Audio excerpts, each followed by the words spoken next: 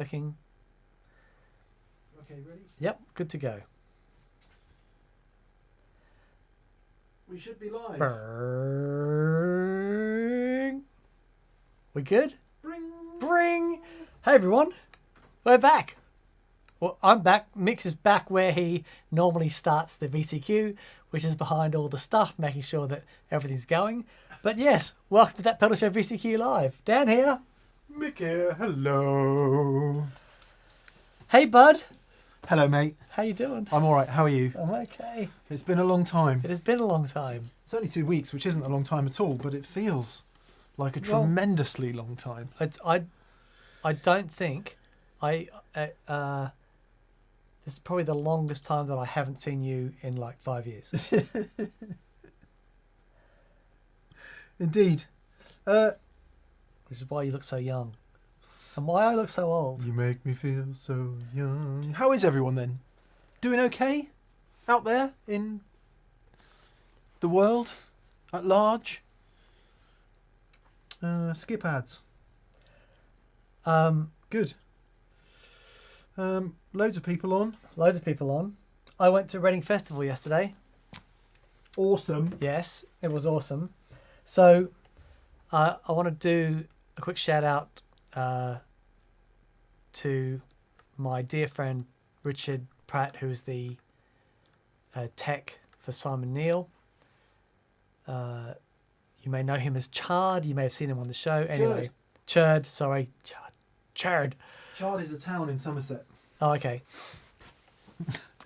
So he organised for tickets for my daughter and myself to go along to Reading Festival, side a stage with Biffy Clyro, and the joy of life surged back into me after 2 years of feeling numb and bereft. It was so wonderful. Biffy, anyone in the UK might have caught it last night on TV. Oh man, those guys. I'd seen some really interesting acts during the day. And then Biffy came on. Unfortunately, I missed Wolf Alice, which I really wanted to see. But my daughter caught them and said they were great. Biffy came on. It was like, wow, there it is. Guitars, real band. Just wonderful. They were. I caught it on the TV. Thankfully, the Reading and Leeds Festival has been on the TV, and turned it on, and there was Simon. And I turned it on at the point where they played Many of Horror. Oh wow! Okay, so yeah. Actually, they were halfway through the song previously, and I was like, "Oh my god, he's going to play the song! He's going to play the song!" And it was just epic. Yeah, so it was great. Utterly epic, and a reminder that rock and roll is not dead. Of course, Dan, we may reflect on this during this on this VCQ. I have spent my 2 weeks away ruminating heavily that rock and roll is fully dead. Okay. So it was just the perfect tonic to turn on the TV and see Biffy proving beyond any shadow of a doubt that rock and roll is still very much alive. Truly. Amps on stage, cabinets, you could hear they were live guitars, no conkers, No. just pure rock and roll. And I rather suspect, you saw the other acts that day, I rather suspect they took everyone to school, didn't they? There were some really good things. I thought we stayed and caught Liam Gallagher's set afterwards. Yeah. He was fantastic. Oh, cool. He was really great. I was really pleased. Tell you what, man, that guy, he can sing. Yeah. He's got his thing, and he was fantastic. Guitars and Liam Gallagher, oh man, that sounded great. But when Biffy came on, it was like everyone just went, oh, okay, this is what it's about. This is what it's about, you know what I mean? Because they're so good. Live, they're so good, and they had the full production and stuff, and you just sat there going, these are guys who are used to doing festivals and stadiums, and they know what it takes to capture a crowd like that, and they had them there, and it was just wonderful. Awesome. Well, So for anyone who was there, hope you enjoyed it. Yeah. And for anyone who wasn't, I'm sure it's on BBC Catch Up. Yeah. If you want to see Biffy. Right. Magic. Hello. We've been absent for ages. We've already lost half the chat. So Chris Warburton is on. He says, will everything work while they've been away? Surprisingly enough, Chris, it only took me about 15 minutes to set up today. Yeah. Which for me is really unusual. So, yes. Martin Herold says, when is that metal show coming back? Oh, Mobius also says, shout out to Rabia for doing the guitars for Stormzy. Yeah. Yeah, I had no idea. So we know he opened the set. Did he actually play Stormzy's whole set? I mean, I assume so. I assume he did the, I only saw the clip that Lee posted, but there was Rabia opening the whole show with this amazing just guitar extravaganza. For those of you who don't know, good friend of ours and probably yours, Rabia Masad, opened Stormzy's set at the Reading Festival, and it's just great to see Rabia doing something on that scale because he so thoroughly deserves it. Yeah, absolutely. Yeah, man. So good. It just... the unfortunate news was that his own band Tosca have called it a day for various reasons, and I think we all read that with a bit of a heavy heart, but kind of understand how hard it is for bands, especially through COVID and all of that. And I don't know their actual reasons, but bands have a life, don't they? Yeah. So to see him come back with something so massive is just it's awesome. Yeah, it's really awesome. And Stormzy called me, and I just said, look, I'd love to. I'm just taking time out of my family. Look, you know, here's Rabia's number. Mark Holt, Boardman, Ohio here, taking a day off. Good for you, man. It is actually a public holiday in the UK, but seeing as we've just had a week off, we thought it would be not the right thing to take yet another day off. Yeah. So actually the truth is we committed to doing this before we realised it was a bank holiday. That's the actual truth. Yeah. Yep. Good day from Seaford, South Australia, says Kieran Jones. I hope you enjoyed your time off with many adventures. Lovely. Yep. Seaford. Yeah. How far is that from Adelaide? I don't know. Yeah. But I'm sure it's beautiful. West Chiltern. Sweet. So excited the boys are back. It warms my heart to see the haters chime in so early, says Jason Clute. Where are they? I don't know. Hopefully there's some dislikes on it already. Single songwriter says, Dan and Mick, have you ever had a Pink Floyd type of feeling? One of those days, everything's possible. I'm not sure if a Pink Floyd day is a good day or a less good day, but Dan and I are men of certain ages. We have had all the feelings. All the days. Yep, indeed. Indeed. Cheddar Kung Pao, Dave's on. We'll get to your question in a sec, Dave, and thank you for your ridiculous generosity, mate. That's super kind of you. Thank you. Yeah, okay, so we're on. We got loads of people on. There's a line between stupid and clever, says Mark Holt. Indeed there is. It's a very fine line. Indeed. Greetings from the New Forest, says Ollie Clam. Hi from Paris, says Tristan. Nice. Martin Davis, hi from Pembrokeshire. Cheers from Texas, from Jimmy Franco. Absolutely love your episodes. Just purchased the Jimi Hendrix Silicon Fuzz Face this weekend, thanks to Mick's heavy influence. Ah, nice. Finally something to do on Mondays again, says Douglas Broberg from Gothenburg. I spent a wonderful New Year's Eve in Göteborg once. Took my picture next to a sign that says Fart Hinder on it. Fart Hinder? Doing this, obviously. Okay. Yeah. I tried to get a sign next to one. I was fart, but nearly was it? Ausfahrt. Yeah. The biggest town in Germany. No. The exit signs. Ausfahrt. Yeah, but I nearly kept getting run over by traffic, so I had to abandon. It's a fine line between clever and stupid, says Eric Filsinger. Smell the glove. Oh, sexy. I really want to do that show where every answer is a line from Spinal Tap. Hi from Dublin and welcome back, says Ian Bogle. John, let's kick off then. John Prudhomme or Homie, John Prudhomme or Prudhomme says, "Hey yo from Seattle." Hello Seattle. Thanks for Jimi Hendrix. Dan. Oh yeah, I forget that. Yeah, I don't know if he was born there, but I think he grew up there. Yeah. Maybe. And Kurt Cobain, shall we say, and Eddie Vedder, and Mike McCready, and Stone Gossard, and Alice in Chains, and lots of other awesome music that came from Seattle. Soundgarden. Yeah. Were they Seattle? Yeah. Yeah. The Seattle scene.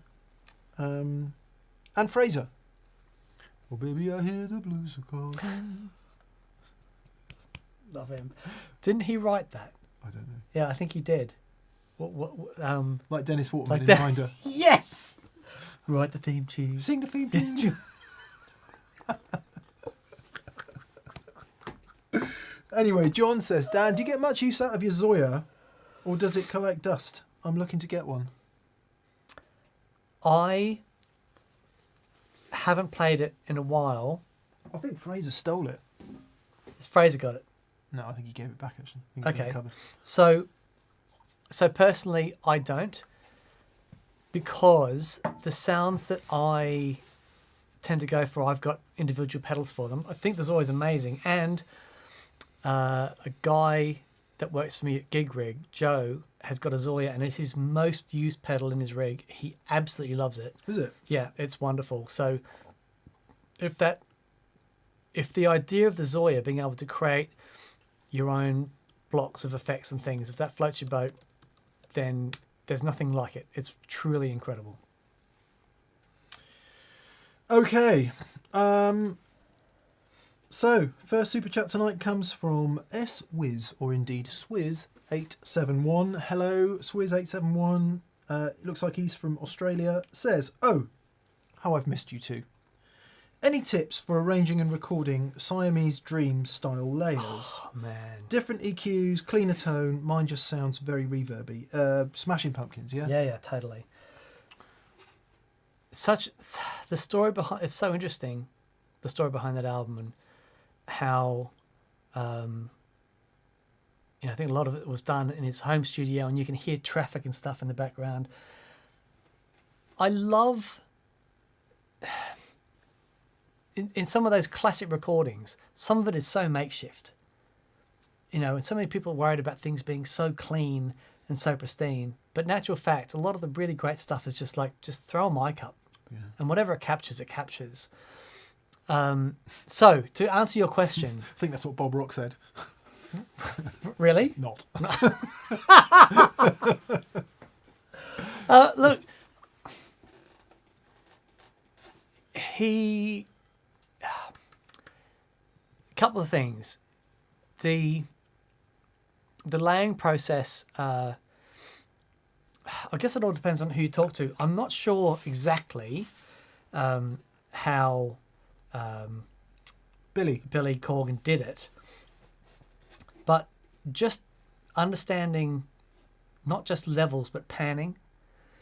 There's a couple of schools of thought. One school of thought is it's either hard left and right, or it's dead down the center. LCR recording, Google it. It's a thing where you only ever pan hard left, hard right, or dead down the center. Yeah.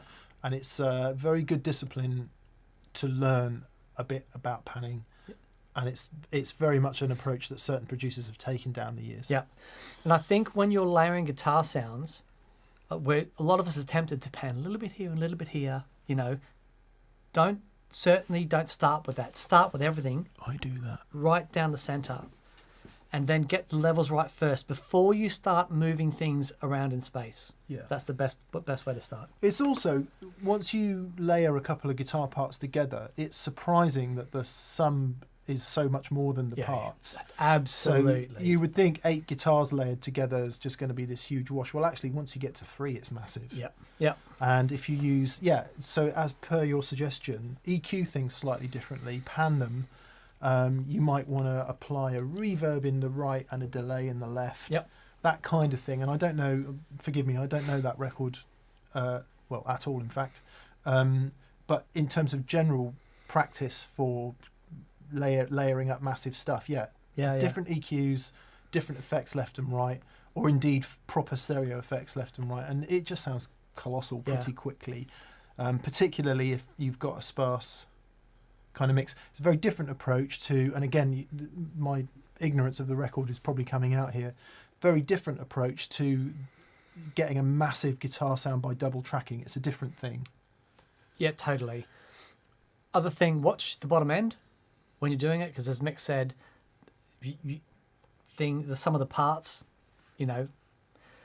so be careful of the bottom end. That's a massive thing. I think it was a different process on Melancholy and the Infinite Sadness, but Siamese Dream for those really massive, but there's a rawness to them. So great, great. Worth checking out. And Swizz871 again, I can answer this very quickly. Any tips on how to achieve and implement Clapton's woman tone? How do you guys like to use it in a song? Also, any fun pedal combos with it? Yeah. You see Mike Myers' woman tone? Woman. Whoa, man. Whoa, man. She was a thief. Anyway, I love that film. Woman tone is achieved. For those of you who don't know, listen to Cream, Eric Clapton, and you'll hear it on stuff like, I don't know, Strange Brew, quite a few of the classic Cream cuts. And the jury is out on how it's achieved, but it can be achieved in one of three ways. You do sort of need a dual pickup humbucking Gibson guitar, ideally, or similar. Now, it requires the tone control to be rolled all the way off with plenty of overdrive in the amp, or indeed a fuzz pedal. But again, the jury is out on whether Clapton used a fuzz pedal or whether his Marshall was just cranked. It works either way. You can crank your Marshall, or you can use a fuzz pedal or a heavy overdrive or distortion, and you just select whichever pickup you want to use and roll the tone control all the way off with the volume up full, right? However, it is contested strongly that dear old Eric preferred the middle position. Oh, right. There we go. Mick's demonstrating the middle position now as the autofocus kicks in. There is the middle position between the two pickups. And now Mick is what he's doing is rolling off the tone control on the bridge pickup. No. Yeah, or the neck pickup. Or the neck pickup. So try it all ways, right? Start with the neck pickup and roll the neck pickup tone all the way off. Then flick to the middle position and keep the bridge pickup and bridge tone all the way up, but roll the neck pickup all the way off. Then reverse that, turn the neck pickup all the way up on the tone and the bridge pickup all the way down, and then turn them both down. And depending on your pickups, and I have to say that 50s wiring does make this right. Yep. So ideally your Gibson guitar would be 50s wired. And then just, play your pentatonics.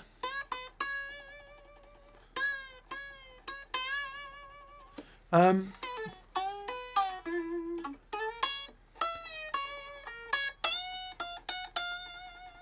going to get you to show me your pentatonics, because your pentatonics sound so different than my pentatonics. Well, of course, Clapton is arguably the master of being in and out of major and minor, which is what all aspiring blues players really get wrong. Right, interesting. So yeah, that's how you do it. Pedal combinations. You can use, given that not all of us can crank our Marshalls, because it does want to be like a vintagey, fairly aggressive overdrive, which you would get from a crank Marshall, but fuzz can work really nicely. And do that, roll the tone off, and you'll be amazed. Clapton has said in interviews it was either the neck pickup or the middle position. Interesting. And people get very angry about the fact it was one or the other. I've got quotes of him saying that it was both. So there you go. That's how you do that. Sorry, I've got an ongoing conversation with Ron Satt about the lyrics to "Woman, Woe Man." And it's such a cool sound. I mean, I use that sound quite a bit. It's a great sound. Or at least I did when I used to play the guitar before COVID. So when I got the long bottom, I think I was telling you this, I had so much fun experimenting with the humbuckers and the tone control. Because normally with the tellies, it's just, I'm on the volume control quite a bit, but I never touch the tone control. But man, with the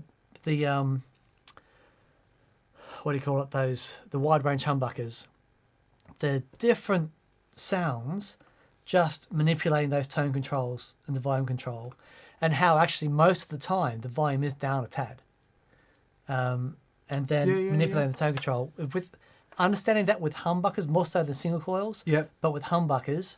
Yeah, actually that's the other thing I didn't say. In the middle position, roll the neck. So the crossroads tone is everything up full. middle position with the neck pickup back a little bit. Right. That's the classic Crossroads solo tone. Amazing. On a 335. It works on an SG2. Alan R. Johnson says, I watched the John Smith show over the weekend. Did you ever do the follow-up? We didn't, and we're going to. Yeah. John released a new record fairly recently. Yeah. He's amazing. He's also very, very busy, but we will get him back in because, you know, man, he made me weep like a person who cries a lot. Yeah. What an amazing guy. Rick Van Dyne. Rick will come back to this in a minute. He says, gents, quick 2-rock question. What, in your experience, is the difference between the classic Reverb signature and the TS1? We should get a shootout. What's the TS1? The Tone Secret, the Dumble Overdrive Special. Oh, okay. Interesting aside on that, which we'll get to in a sec, Rick. So look out for the discussion on that when we get there. Eddie Clark says, Butch did both left, right, and a centre track on Siamese Dream. I did a video on the subject, and nailing that tone isn't hard anymore. So Eddie Clark, there you go. Eddie Clark. Yeah, there you go.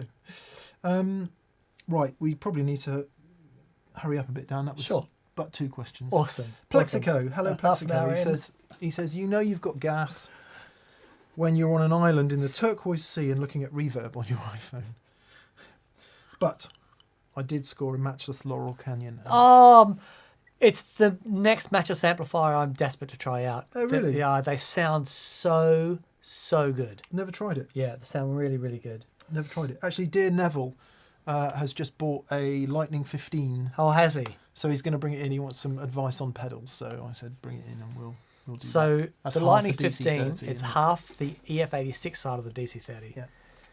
It's basically the matchless on half power mode, but it does sound different because my DC30 on a half power mode, it's only using half the power, but still has the big transformer, so it does sound different. Yeah. Than the Lightning. The Lightning is a very cool amplifier. Well, I can remember doing gigs with Nev where I'm using my Lone Star fairly well cranked, and he was every bit as loud as me with a 15 watt matchless. Every bit as loud. Yeah, I think it's quite. They just. It's a humorous wattage rating. Oh, it's hilarious. Yeah. Well, there are amp companies that rate before distortion. Yeah. So they say before it breaks up, it's 15 watts. Yeah, right. And then you've got like everything else after that. Yeah. Anyway, Gary Stewart says, hi guys, I'm looking for a new guitar, £3,000 maximum. Oh. To go with my Casino and Telecaster. It must have humbuckers and a trem arm. Interesting. I'm currently leaning towards Gretsch, maybe a Duo Jet. Do you have any ideas for other options? If you're leaning towards Gretsch, they are wonderful guitars. The Gretsch I have there is like one of my favourite humbucking guitars. Gorgeous. Check out the Duesenbergs though as well. Totally, yeah. I think they're just if that's the sort of flavour thing that you like. Yeah. They're magic. It's come up in the chat actually. If you want to use the trem a lot, now there are plenty of people out there who use Bigsby successfully. Once you learn how to set it up, once you learn how to use it, there's no reason why you can't play that thing in tune. However, they are basically farm machinery compared to the Duesenberg trem, which is banging. Some engineer from Duesenberg went down to the Crossroads and made some sort of dodgy deal to get that thing to work because it's bizarre. It really does work. Yeah, it's amazing. Yeah, Absolutely definitely amazing. try that. Also, try out. Let's see. There is the Nick Huber do a Crowster with a Bigsby on it, which is absolutely killer. I rather suspect it's more than £3,000, but okay, you might. It may be. Yeah, so that could be an option. Check out because you don't say whether you want a solid body or a chambered or a hollow body. Obviously, there are quite a few semis in the 335 vein that have a Bigsby style thing on it. Or you could go all the way to something like a PRS DGT, which is a fantastic dual humbucker guitar with an absolutely stellar trem on it. Yep. The PRS, in my opinion, the PRS trem system is the best floating traditional trem out there. Oh, okay. Nice. Yeah, in terms of tone anyway. Right. Because once you float them, it's a different thing. Yeah, of course. Once you get it off the body, it's a different thing. But the PRS one is really excellent. Right. Very interesting. But yeah, Gretsch, hard to look past. If you've got your sight set on some kind of jet, hard to look past that. They are phenomenally cool guitars. That one, is it there? Yeah, it's there. Yeah. Doesn't have a trem on it, but boy, when Dan plays that, I think when I hear you on that, it's just like it's like you playing a telly, but with the Gretsch sound. Yeah. Any other guitar takes you a minute to lock just in. lock into, Yeah. but you just pick that up and It is wonderful. It's the humbucking guitar that I would take out with me. yeah, it's a great guitar. Yeah. Good luck, Gary. Yeah. Andrew McNeil, thank you for your kindness. He says, thank you for teaching us so much about being such a huge inspiration. Well, that's humbling, Andrew. Thank you very much that we inspire anybody is surprising but gratifying. Oh, Tyler's on. Music is win. Hey, how are Hey, you, mate. buddy? Nice to hear from you. We hope you're doing okay because Yeah. you were unwell, I think we heard. Yeah, hope you're doing all right. Oh, he's asked. He said, "What are the differences between stacking ODs in one direction or the other? High gain into low gain into high gain. Hope you're well." So that's all about limiting and compression. So a lower gain pedal will have more headroom. There'll be more available input before it clips.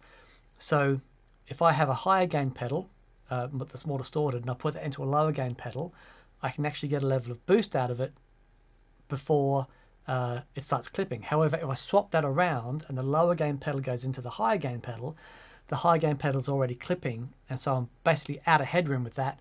And if I boost that, I'm not going to get any more volume out. I'm just going to get more saturation, more limiting. Yeah. Boom. Yeah. I think there's a drinking analogy. Okay. So the next drink is one pedal and you are the other pedal.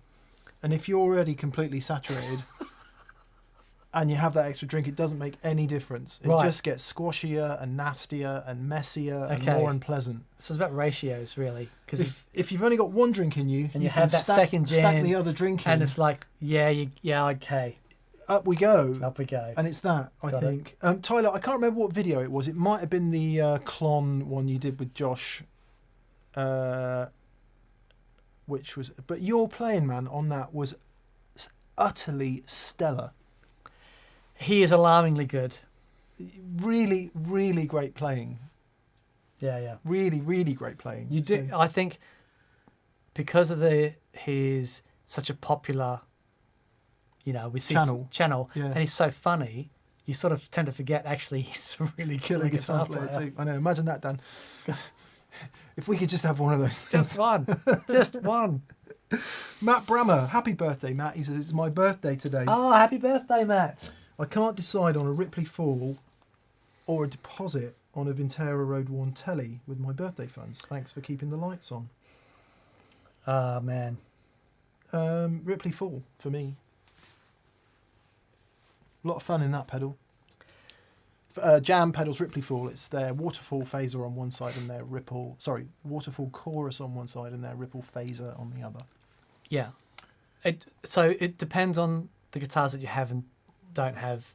If this is a major upgrade for you, or it's just a guitar you're going to add to your lot. However, the Ripley Fall it's a modulation that we use a lot, and man alive, it is absolutely stellar. It's the pedal that when we heard, we thought these guys could do a harmonic trem. Absolutely. It was also the pedal that, I guess not that controversially, nailed all digital modulation shut for me. It's like I'm never using digital modulation again. Yeah. Choruses and phases anyway. Just the fidelity in it is astonishing. And plus it's got that double speed switch on it, which is really cool if you want out there. And you've got the plus minus on the chorus, so it can go really... Anyway. Yeah, it's wonderful. Lovely thing. Yeah. Jacob Bartelt. Hello, Jacob. Hey, Jacob. Nice to hear from you. Yeah, He says, man. no question today. He says, just stoked to hear you're back. And for the new content coming to the TPS community, stay rad. Thanks, Jacob. Cheers, buddy. Jolly Willard. Hello, Jolly. He says, cheers, Mick, Dan, BV, and TPS fam.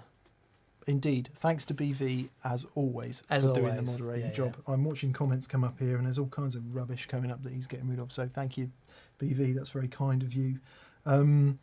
Jolly says, the hi-fi store told me it takes 50 hours of listening for speakers, amp and components to achieve electric synergy. Do guitar rigs go through a synergy process over time? Well, yeah, especially speakers. Speakers is the big one. New speakers, it's probably speakers, transformers, it all takes a while to sort of bed in. Having stuff under load is great to get just stuff to settle down. But speakers is the one you're going to hear the most difference in. A brand new speaker out of the box, and then the same speaker after a couple of months worth of gigs. You put them side by side, and they are worlds apart. Yeah, and then it's so obviously the very new part of a speaker is they tend. In fact, I've heard pickup makers say this as well. Maybe it's something to do with magnets. I don't know. The early part of that component's life is pretty ugly. And interesting. Once you get that burn-in done, and they call it burn-in on a speaker, and there's various ways that you can break a speaker in, and companies will do this. The rest of us just play the guitar for a long time. Then you get this long parabola of optimum sound until at some point, presumably, it doesn't sound that good anymore because it's just shagged out, basically. Yeah. And if you think about certain electronic components, certainly capacitors. Well, they've got a shelf life, electrolytic capacitors specifically. Yeah, so on the one hand, you've got this thing about it all gelling together and working nicely, and then you've got the actual component life when they degrade. The hi-fi thing's interesting because I've been on a few hi-fi forums in my time. There's people shouting at each other in capitals about how long you should let your power amp warm up for. Right. I'll need some advice actually, because I want to get a turntable and that stuff. I'm ready to go vinyl. Yeah. Dan's staying over at my place tonight, so Dan, you can listen to some vinyl and decide whether you want to do that or not. Okay, all right. Yeah, it's a pain in the arse. It is. Especially when your Sonos system sounds, kind of okay. It's listening to it at a loud enough volume that's the problem. Oh, really? So I just redone one thing I did over the holiday was we've got a room in our, this sounds ridiculous, we've got a room in our house we don't really use. It's sort of a junk room. And so I said, right, I'm not having this. I'm going to redecorate and I'm going to have it as my Zen room, which is, it's got a sofa in there, it's got my hi-fi in there. Do you have those bowls? That could be next. Okay. So it's like a sitting room, right? No TV, and you can go in there, you can talk to other humans, or you can listen to music, play the guitar. Meditating bowl show. Yeah, let's do it. Hello, everyone. Welcome to What do you need problems for? There are no problems. Anyway, and so by the time it's all done and everything, the whole week's gone by. So finally on Saturday night, I think it was, Catherine and I sat in there. I said, listen to this, put the stereo on. She's like, it's too loud. The neighbours will moan. I'm like, the neighbours are miles away. And so the thing with, it's a bit like valve amps. If you want them to sound good, they've got to be loud, and I think that's the way it is with hi-fi. Yeah. It doesn't have to be ear-splitting loud, but it has to be an appreciable volume. That's the one thing that those horrible streaming speakers have got, is they sound blooming brilliant at low volume. Yeah. I mean, it is a different record by the time you streamed it, because you miss all the reverbs, but we'll do that later. Indeed. Anyway, so the answer is, Jolly, don't know.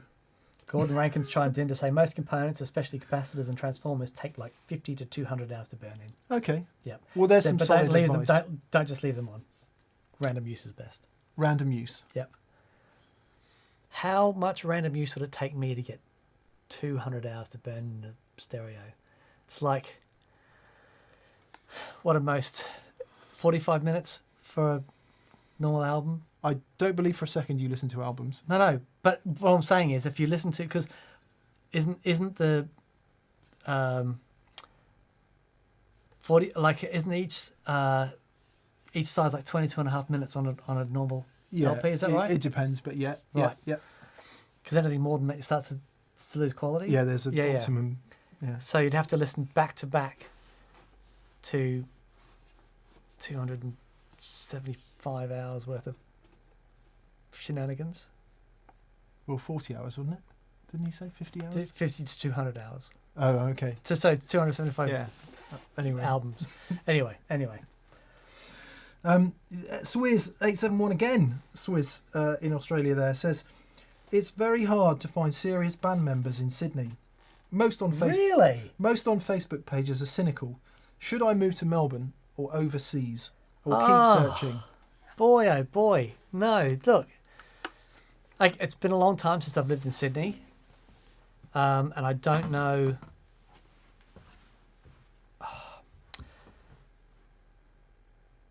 I would say there will be people there. It depends on... I mean, Sydney's a big place, right?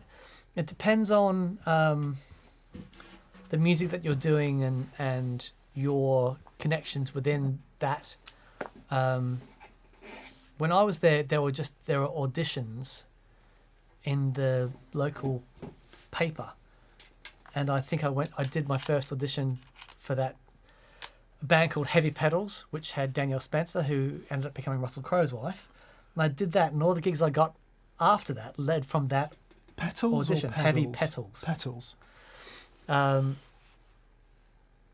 But look, I don't think it's going to be different anywhere that you go.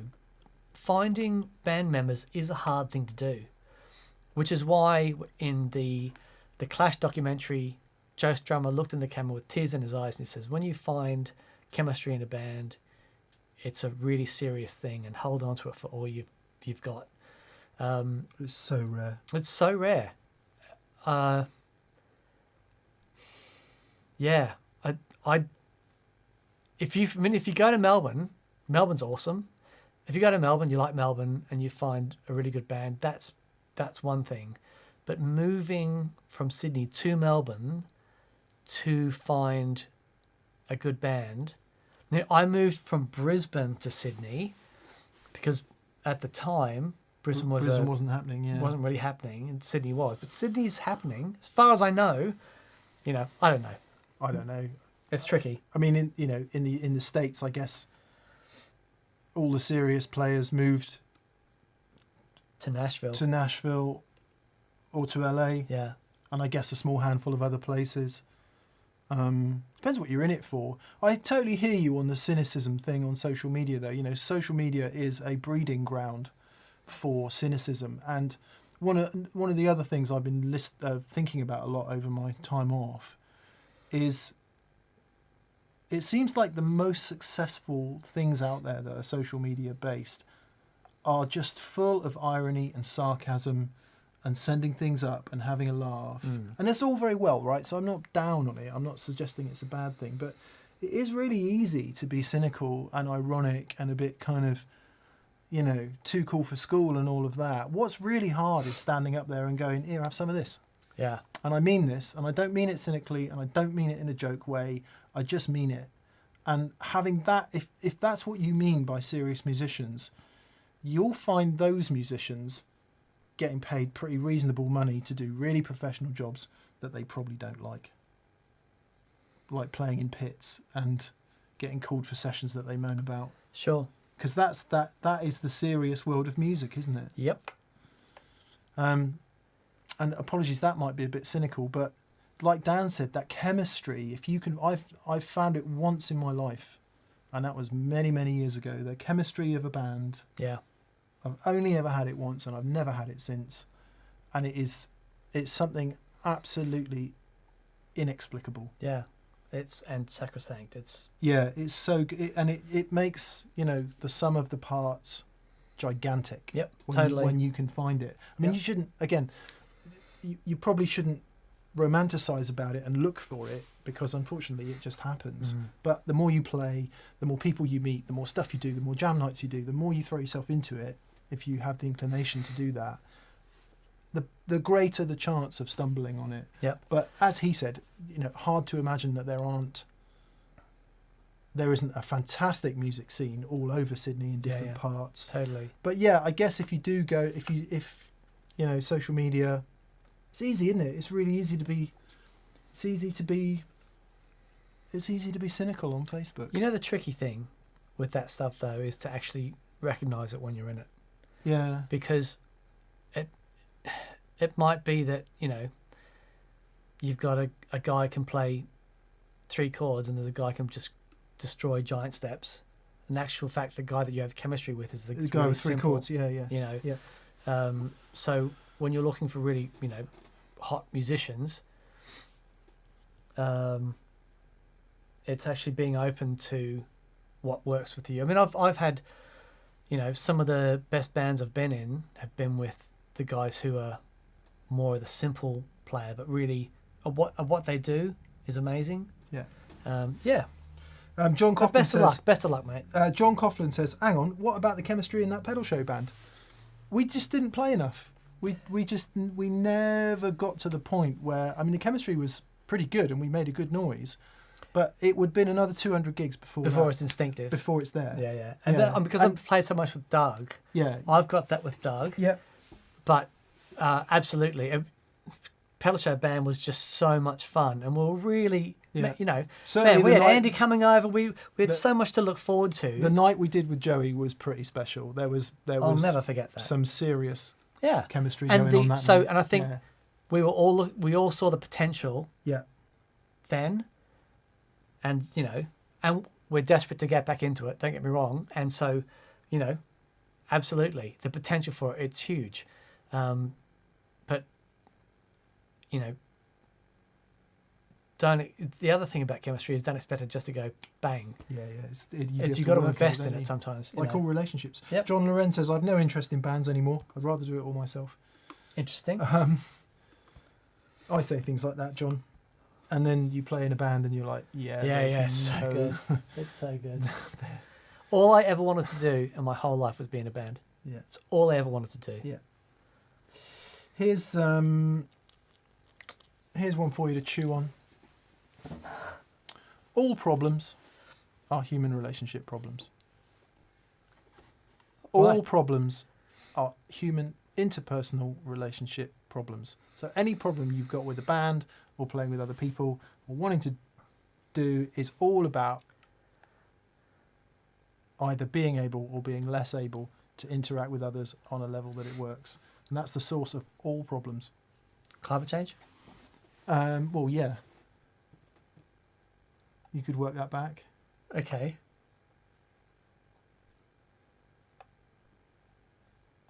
We'll have to do it tonight. Yeah, yeah. So well, it's caught up in the need for more and better, and I need to be more than you and earn more money than you. Therefore, I need to have a bigger company and bigger technology and drive. Yeah, okay. Yeah. And all right. It's about that. That is really interesting. An inferiority feeling of inferiority that means you need to be superior by having more than you. Simon Park says, unless there's a tornado. Yeah. Okay. we'll take acts of they call them acts of God, don't they? Acts of nature out of it. Yeah. Sure. And God, if you're caught in that at the moment, oh man, you know, especially there in New Orleans, which has had such awful recent history with all of that. So if you are caught up in that, or you know anyone there, our heart goes out to you. That is just, man. Awful. Yeah. A serious note. Right. Steve Mass, I'm sure I won't be the only one, but just sending you some pocket change to let you know you were missed. Welcome back. Oh, thank you, Steve. Thanks very much, Thank Steve. you very much, buddy. Swizz, 871 again. He says, what are your thoughts on bands starting out? Seems like an online presence is more important than touring. Thanks.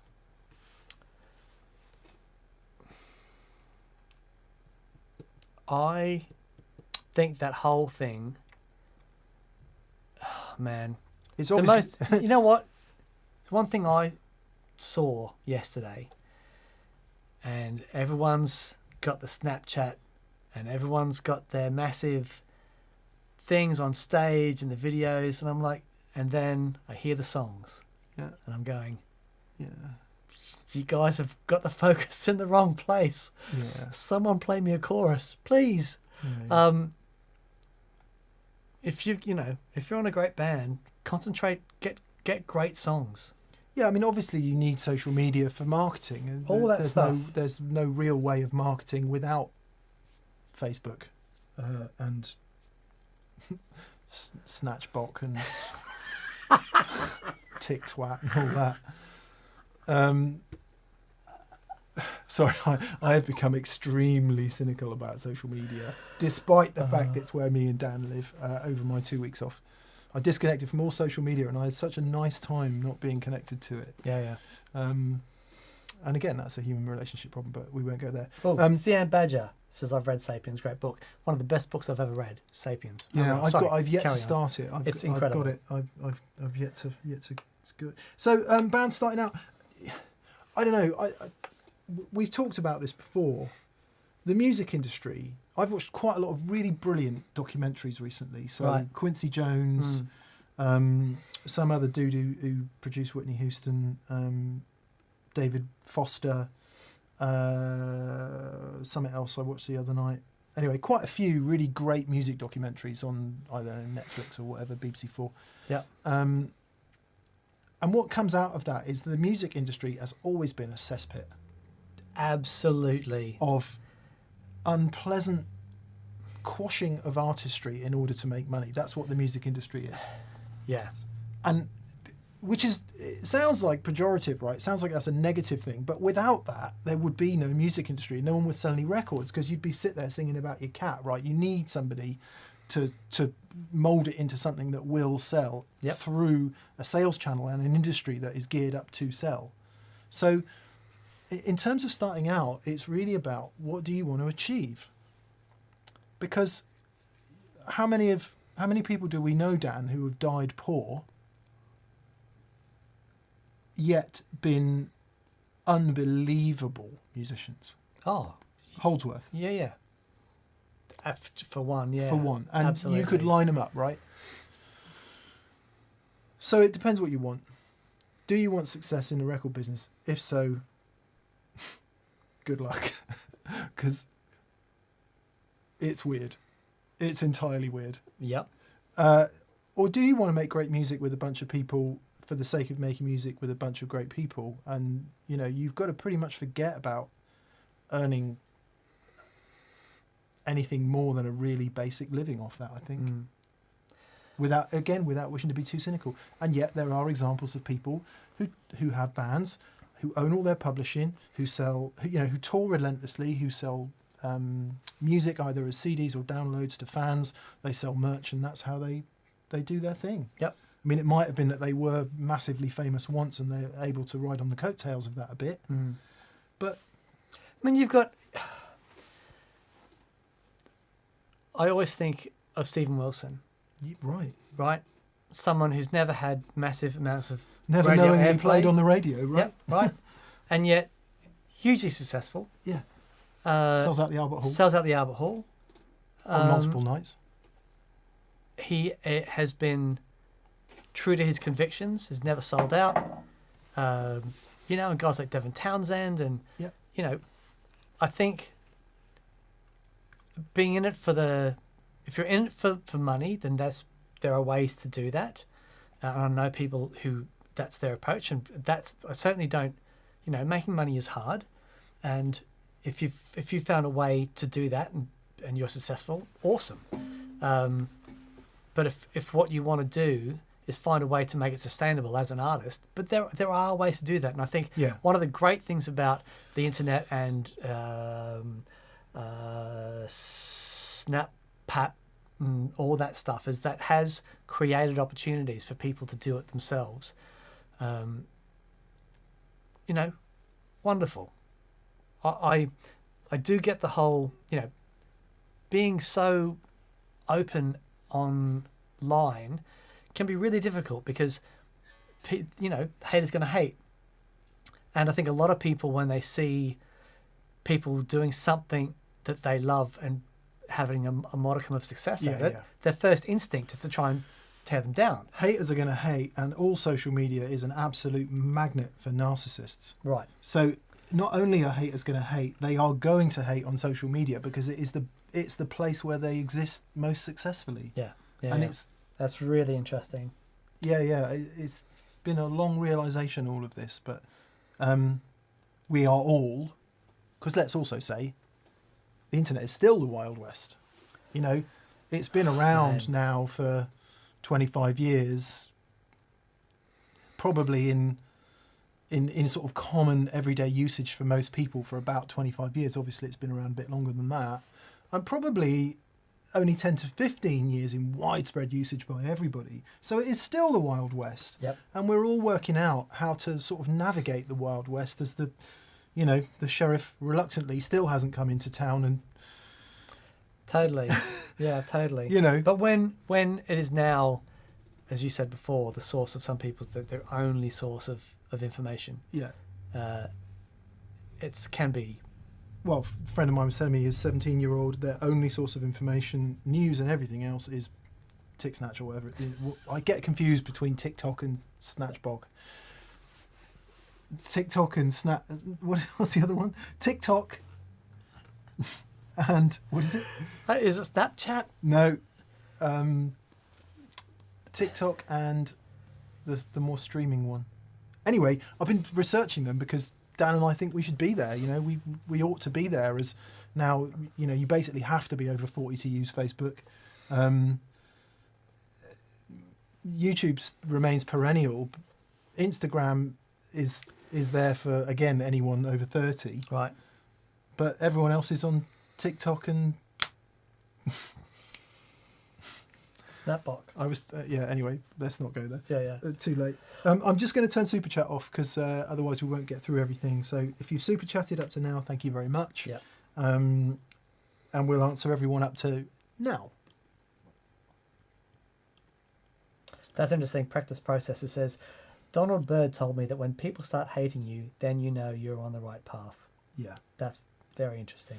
It's also insane to think everyone will like you. It's basic insanity. Oh, yeah. Try to please everyone, you please no one. You can only... Yeah, totally. Yeah. But Twitch. Twitch. Michael Easter says Twitch. Is that it? Could be Twitch. All right. I thought it was 2 words. Twitch. Anyway, it doesn't matter. Anyway. Right. Let's bang them out. It's a good job we're not old men or anything. Well, I speak for myself.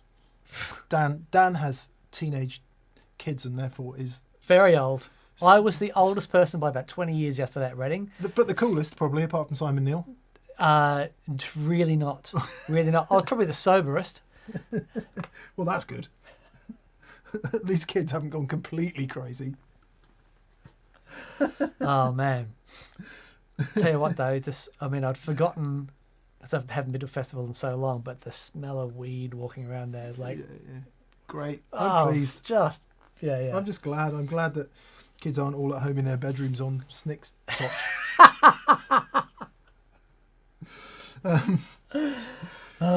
So, Swizz871, what are your advice for bands starting out? Just do it because you love it. Yeah. If that's why you're doing it, do it because you love it, and understand that the sum is more than the parts. And if you care about writing and playing and doing something that's even partially artistic, people will want to watch it. But having said that, I have been to a few gigs recently, and there's a bit of me that just wonders if that whole, well, usually men, but people standing on stage going through a set of songs is anachronistic. It kind of needs to be a show now. I need something else. Yeah, so I remember having... Unless it's jazz where I really have to concentrate. Yeah, I remember having a conversation with Danny Timmons about that, where he's saying, so now the music isn't enough. Yeah. You know.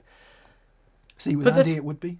Probably. But the thing is, though, if you've got someone on stage playing their heart out, then it isn't just music, is it? That's probably enough at that point. Yeah, and then because I can watch Andy Timmons on stage all day, just playing his heart out, and it's like, but that's what's happening is you've given me something to connect with. Yeah.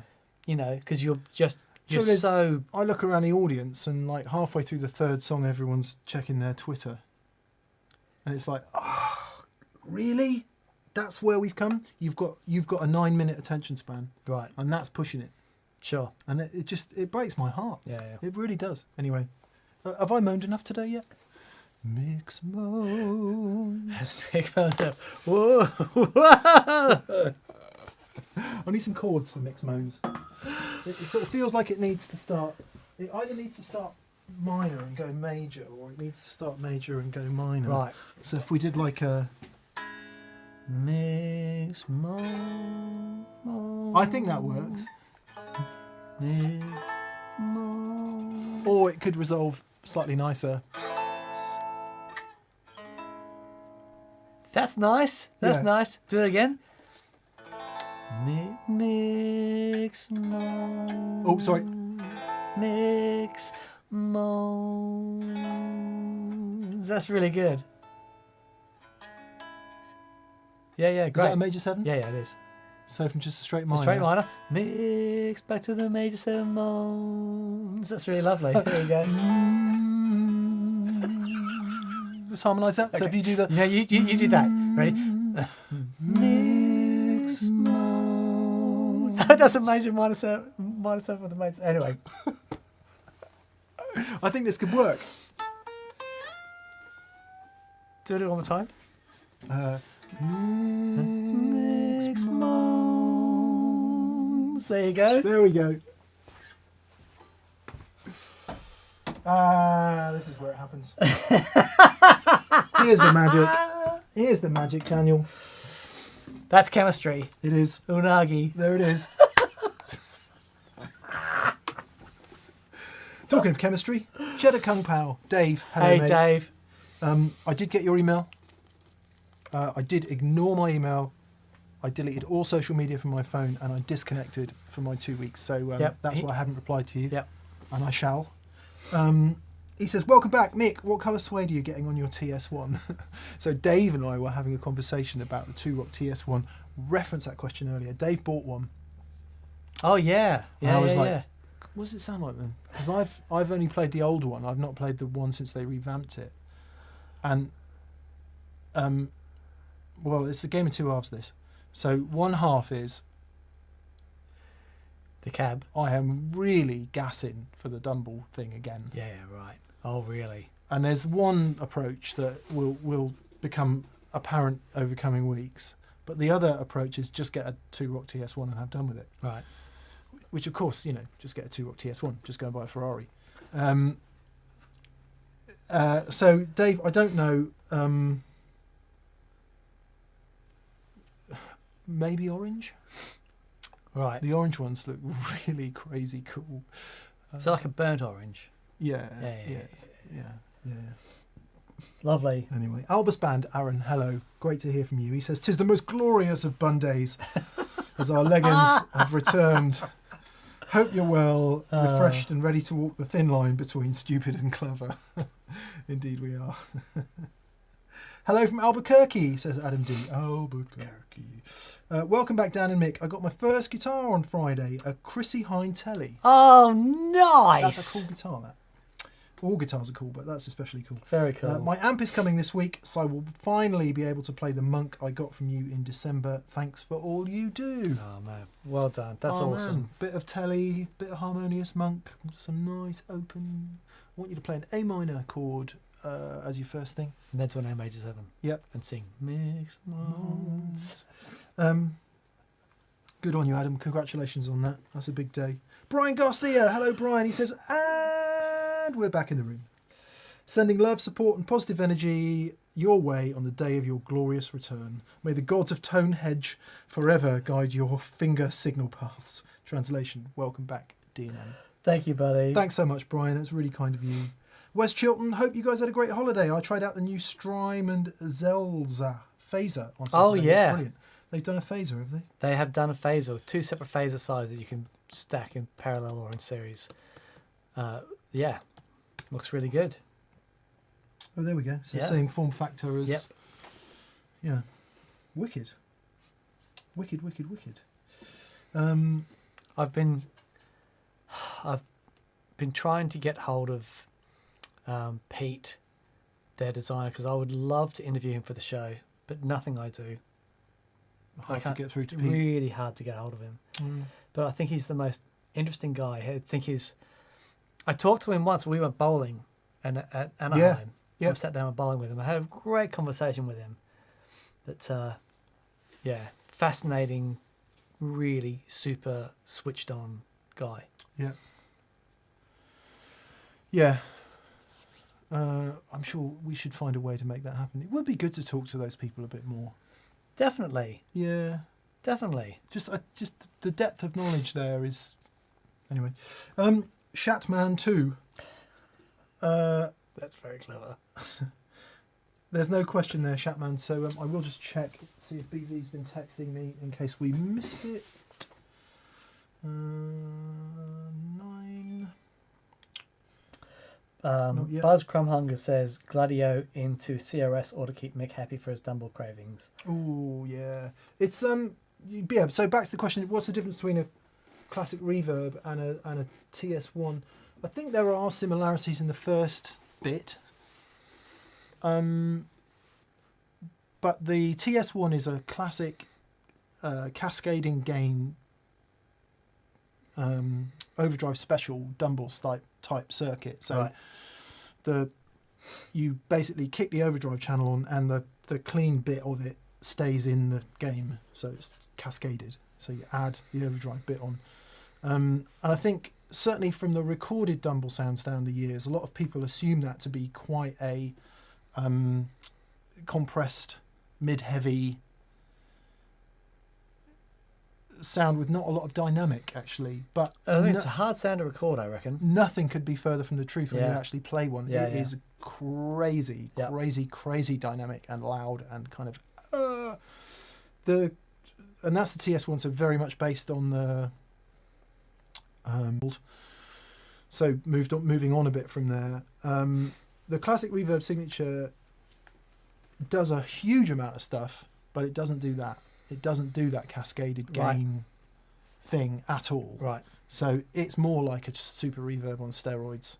And it does have a great deal of clean headroom if that's what you want, but not as much as the traditional clean, or probably the clean side of the TS1. I don't know that for sure. Interesting. So it's got, for want of a better description, it's just a bit, what can I say? Potentially angrier, rawer, hairier, more vintagey, I guess, is how I always feel the CRS, whereas the TS1 ought to be a little bit smoother, sure, a little bit more that kind of controlled overdrive sound. Yeah, it would be great to get. I would like to get my hands on one and give it a schwangin'. It's such an interesting thing. I if we can get our hands on a real Dumble, I'd love to do, get you with a couple of different 2-rocks and a real Dumble, and when your new 4x12 behemoth turns up. Yeah, it's ready. Just wait. I've got him to do a rack 4U rack case in the same. Oh, nice. So I can put the power amp in it. Yeah, and yeah. I've got him to do me a 2U cover in the Vox grill cloth as well, so that when I finally buy the that's very good. The TC Electronic delay, right, that can go in there as well. Very nice. Right, Panotted Bumhucker.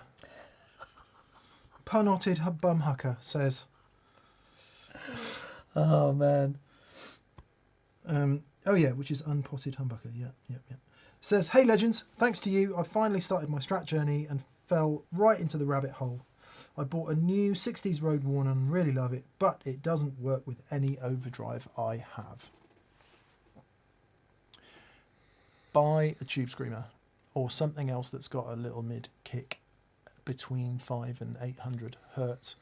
And if you don't want to do that, find some way of boosting those frequencies, either pre or post, whatever overdrive you do have, just to hear how it fills out that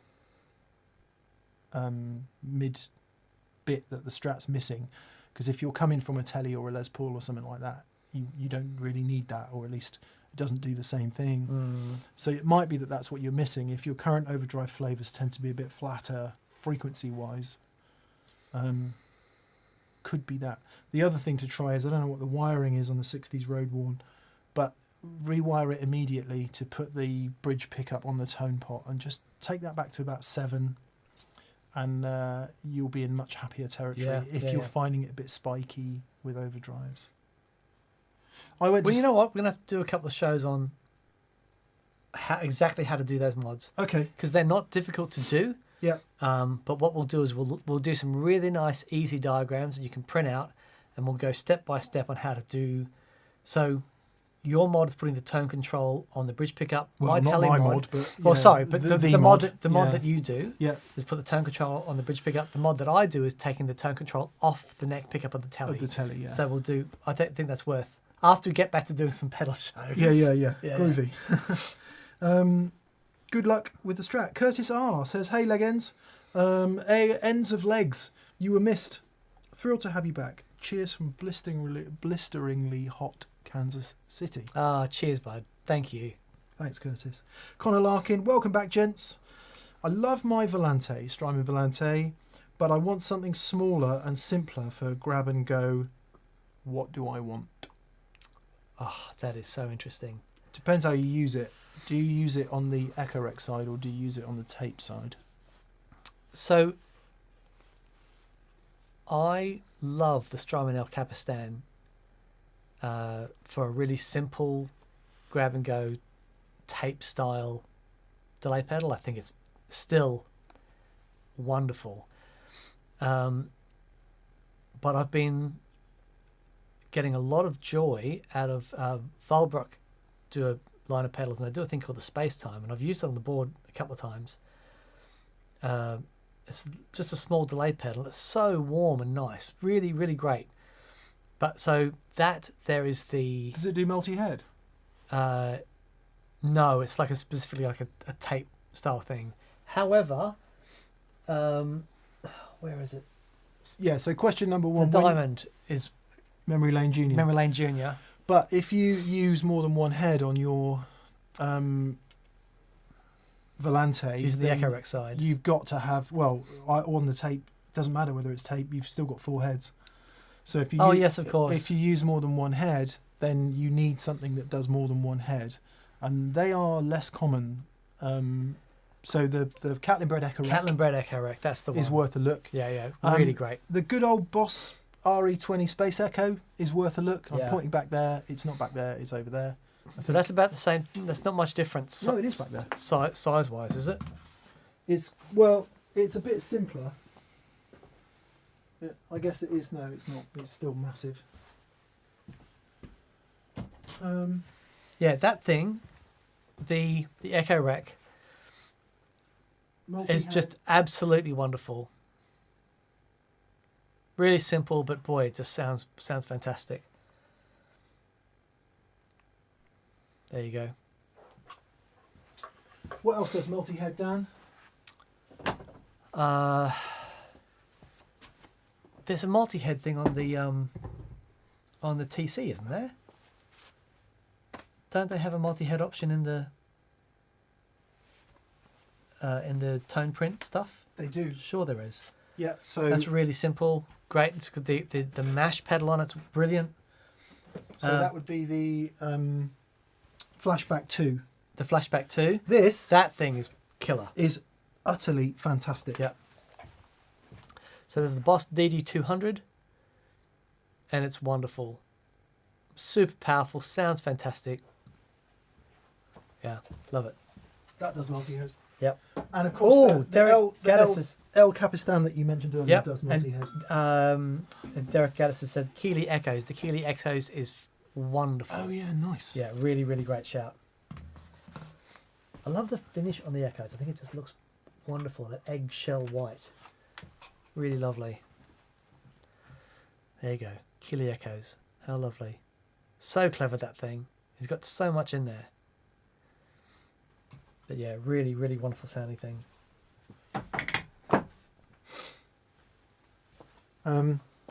Final one. Actually, I don't know if it does multi-head. It might do.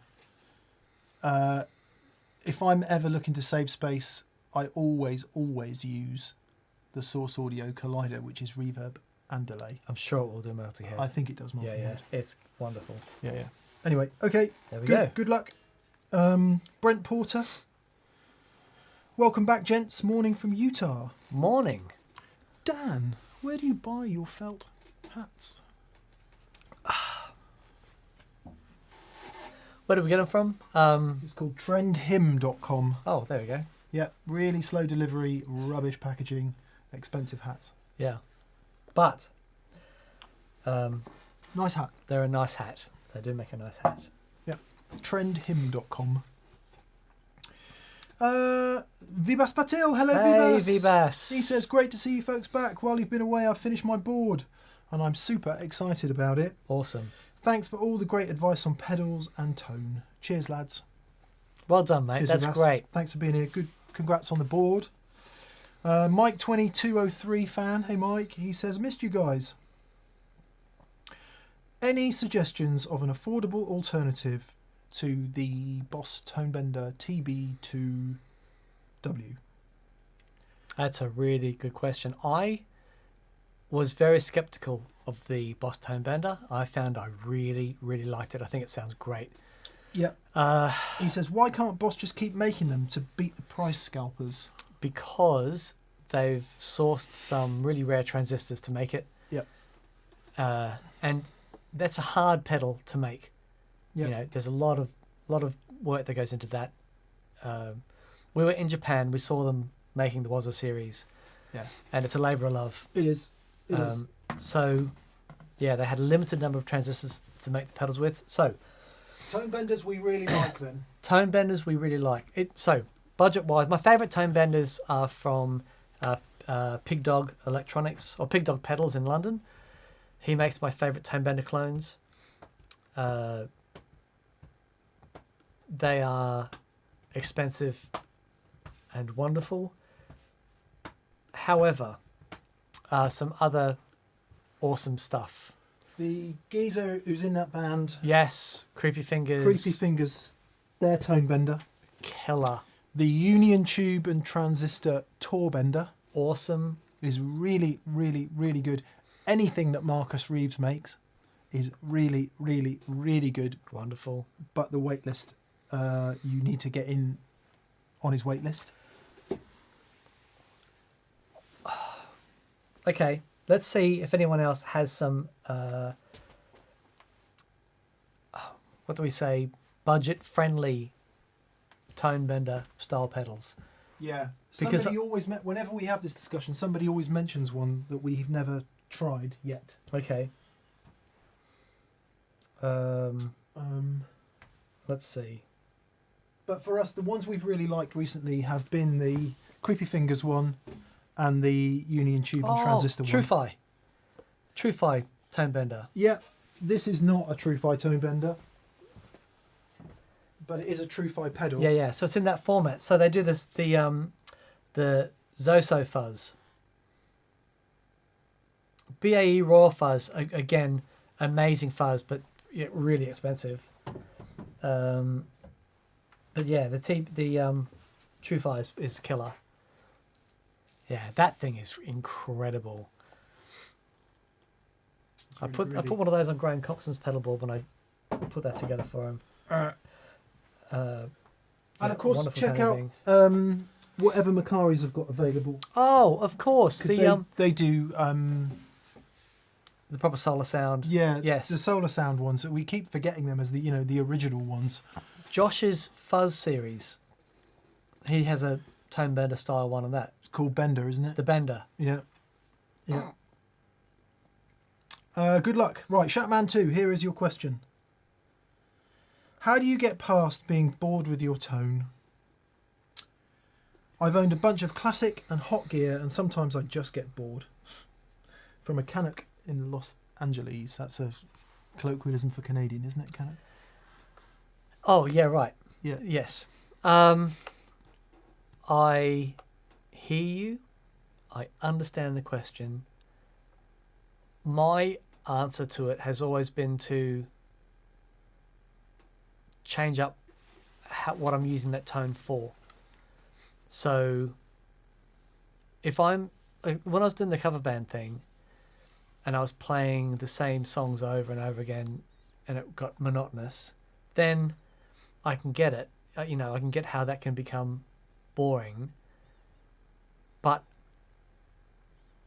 I mean, at the same time, we used to do a gig at Shepherd's Bush Walkabout on a that was Sunday. You did a gig at Shepherd's Bush Walkabout. No, yeah. Exactly. I'd say I had a couple of people. Hey man, gigs say, a gig. Well, gig's a gig. But I say, yeah, I'm doing a gig on Sunday. Where at? Shepherd's Bush, and they were all expecting me to say Apollo or Empire or whatever it is. Shepherd's Bush Walkabout. However, it was a massive gig, and we got to turn up, loud on stage, and even though they were just cover band rock songs, they were still fun, and the guitar sounded great. So I never the funnest. They are the funnest gigs. The Redback. Anyone that remembers the Redback at Acton, it's such a rock and roll gig. It was great. So I never really got bored of the tone then because it was loud and sounded great. However, I found as I have explored more complex harmony and that sort of stuff, and especially doing the progressive rock thing with, musically it's quite complicated. You can't get bored doing that stuff because there's so much going on cerebrally just trying to be able to play it. So yeah, maybe mix up what you're playing. But another really wonderful, wonderful thing that I find that really helps with that is modulation pedals.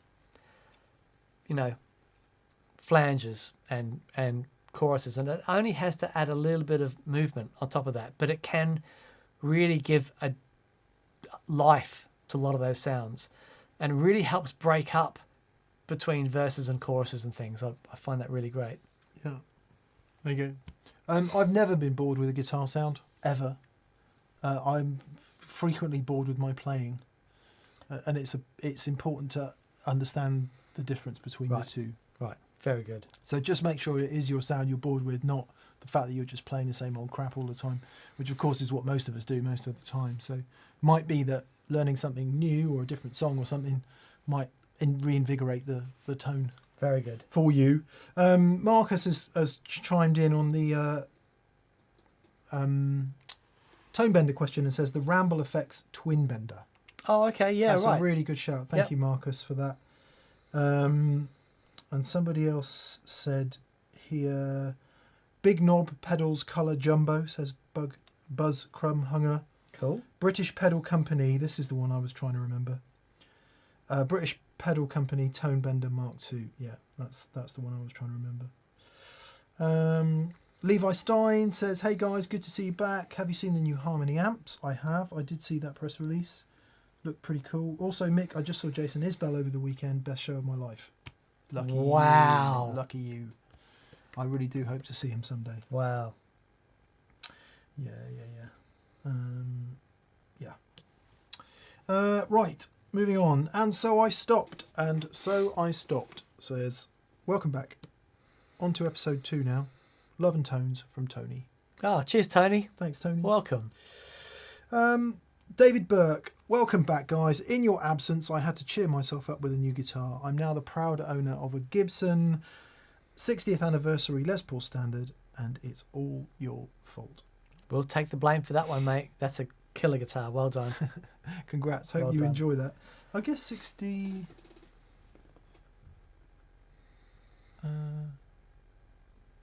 years would have been in 2012, would it? Given that it came out in 1952. But wouldn't the 60th anniversary of the 1960 guitar, the 1961, if you bought it now, if you bought a 2021 guitar, the 60th anniversary of a guitar made in 1961? That wouldn't make any sense. I'm interested, David. Is it a 60th anniversary gold top, or is it... That's, my maths are right, aren't they? 1952 to 2012 is 60 years. Yeah. But if he's bought a burst, like a 1960 burst... So did they do 60th did they do a 60th anniversary bursts? of a burst in 2020? Maybe. Last year. Maybe. Anyway, I hope you like it, David. New Guitar Day. Always a happy day, isn't it? Always a happy day. Dan Cobley. Hello, Dan. Hey, Dan. He says, I played 45 gigs this summer. Oh, nice. So I'm paying it forwards. You answered a question of mine about getting back into valves before the summer. I bought a Hot Rod Deluxe, Trelicopter, Fjord Odin, Tumnus Anna, and attenuators. I'm back in the game. Yeah, you are. Good on you, Dan. Well done, bud. It's nice to hear of somebody actually playing amps. I had a very depressing conversation with at least one sound engineer over the last 2 weeks who told me he has not seen a guitar amp in 3 years.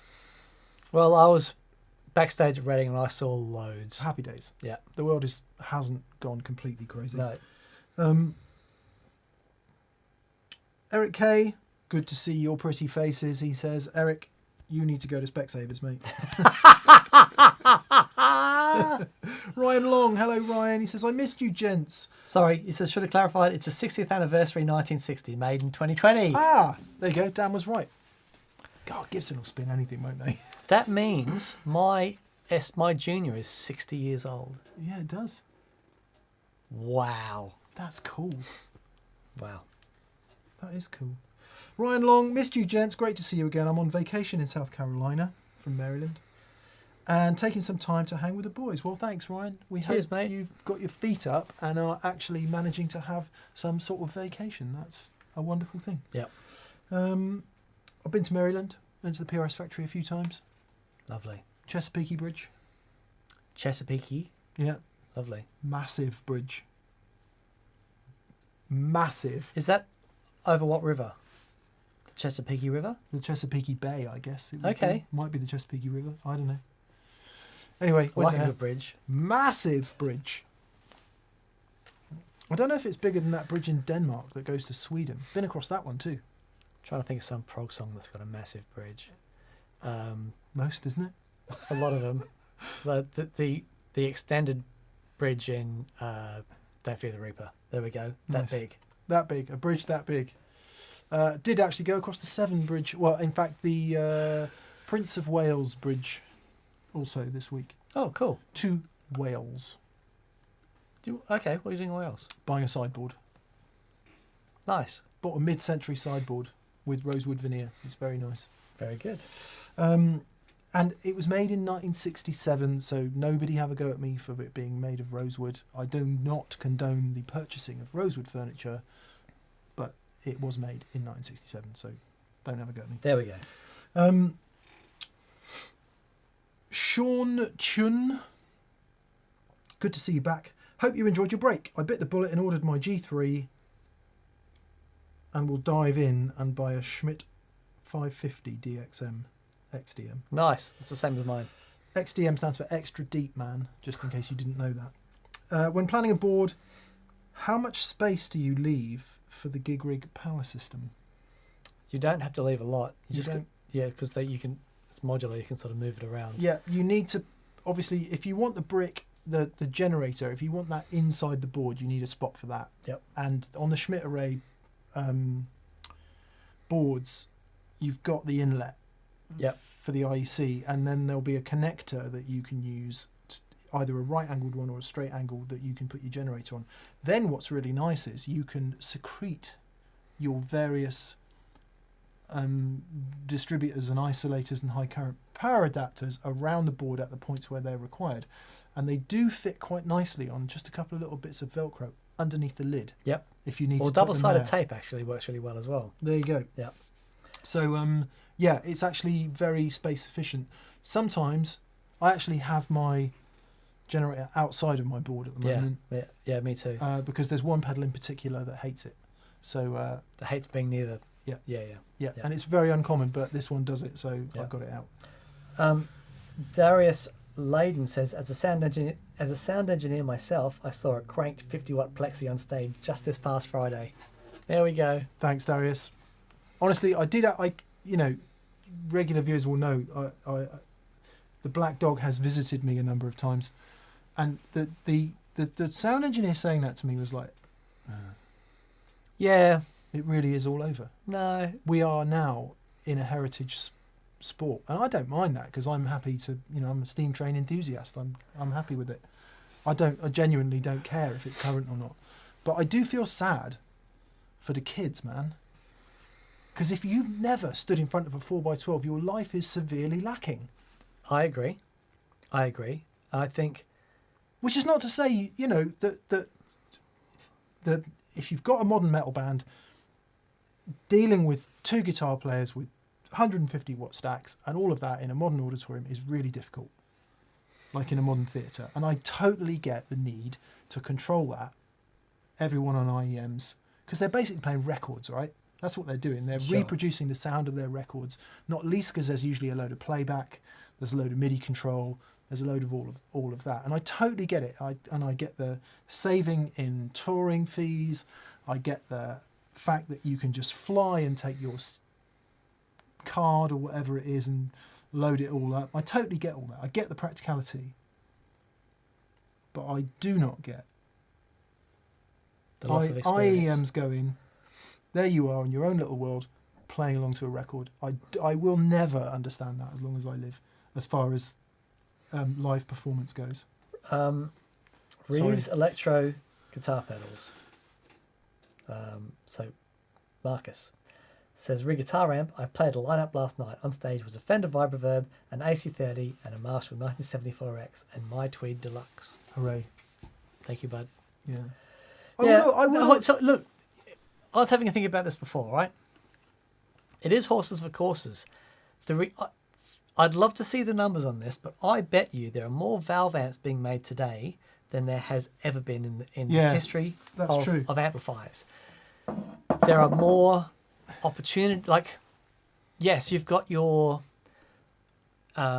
pit guys and, you know, worship bands and that stuff that are solely on in ears, and that's really appropriate for that.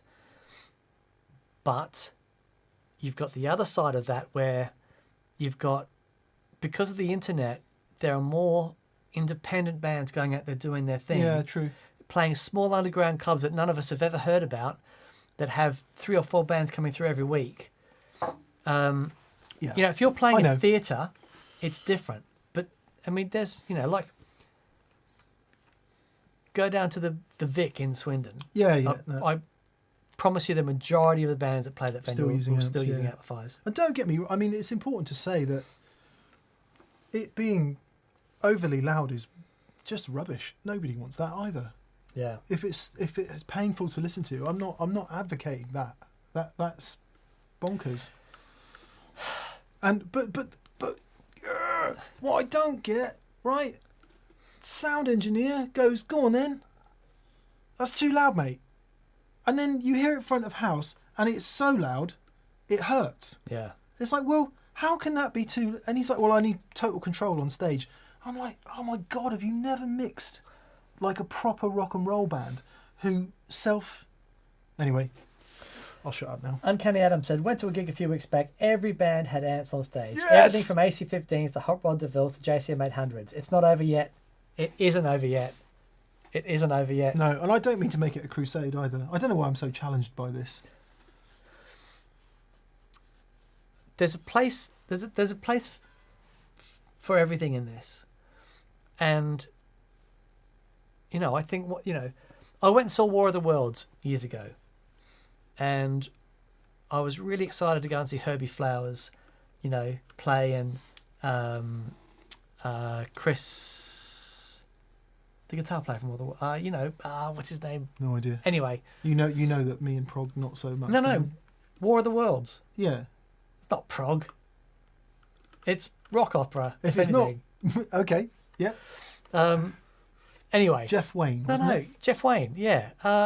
Anyway, and they were using pods or, you know, whatever. And I was absolutely gutted.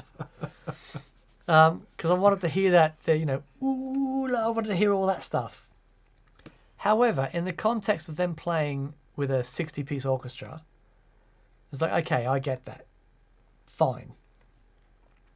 But when I go and, you know, if I go and see, you know, a dirty little 3-piece playing at my local, I want that to be loud. I want to sit there with a strong gin and tonic and really... Yeah, I mean, I would like to make it very clear for whatever it matters, and it doesn't matter, that I'm in no way, like, opposed to just people using whatever they want to use and whatever makes most sense for them. The thing that I'm opposed to, or the thing that upsets me, is when an artist whose flipping name is on the poster turns up to the gig, a sound guy who, and that's the bit that I'm like, oh man, a bit of research wouldn't have gone amiss. Yeah. And then you know, back to the whole kind of, it's all about human relationships, which it is. Perhaps the most useful bit of advice here is maybe we can all learn a little bit about communicating better, Sure. so that we can just work it out quickly without it turning into a bun fight and spoiling the gig for everyone. Do you remember though when we played with Joey at Fat Lil's? Yeah. And we walked in. There's 3 guitar players on stage. We each had 2 amplifiers each, wet dry rig, and the sound guy was like, "Yes, this is going to be awesome!" And he mic'd up everything, and we had a big sound check, and he made sure that everything was perfect. It was perfect. And it was, right? Well, I remember saying to Zach, the sound guy, I was like, "Oh God, we're all using wet dry rigs. Honestly, mate, if you only can mic one, that's totally cool. I get it." He's like, "What are you talking about? Get those amps on the stage." Yeah. And so, yeah. Yeah, It's interesting. Anyway. Yeah. Chris Spedding, thank you. Andy Cooper. Yes, Chris Spedding. G-Town Custom Amps. He says, "Hello, Martin from G-Town Amps here. Please try our D-Style overdrive pedals. They are awesome." Okay, G-Town Custom Amps. Where's that from? RUB Currency. Where's that? RUB Currency. Rubles, Russia. Oh, wow. There we are. Yeah, okay, let's work out how to do that, Martin. Thanks for being here. Yeah.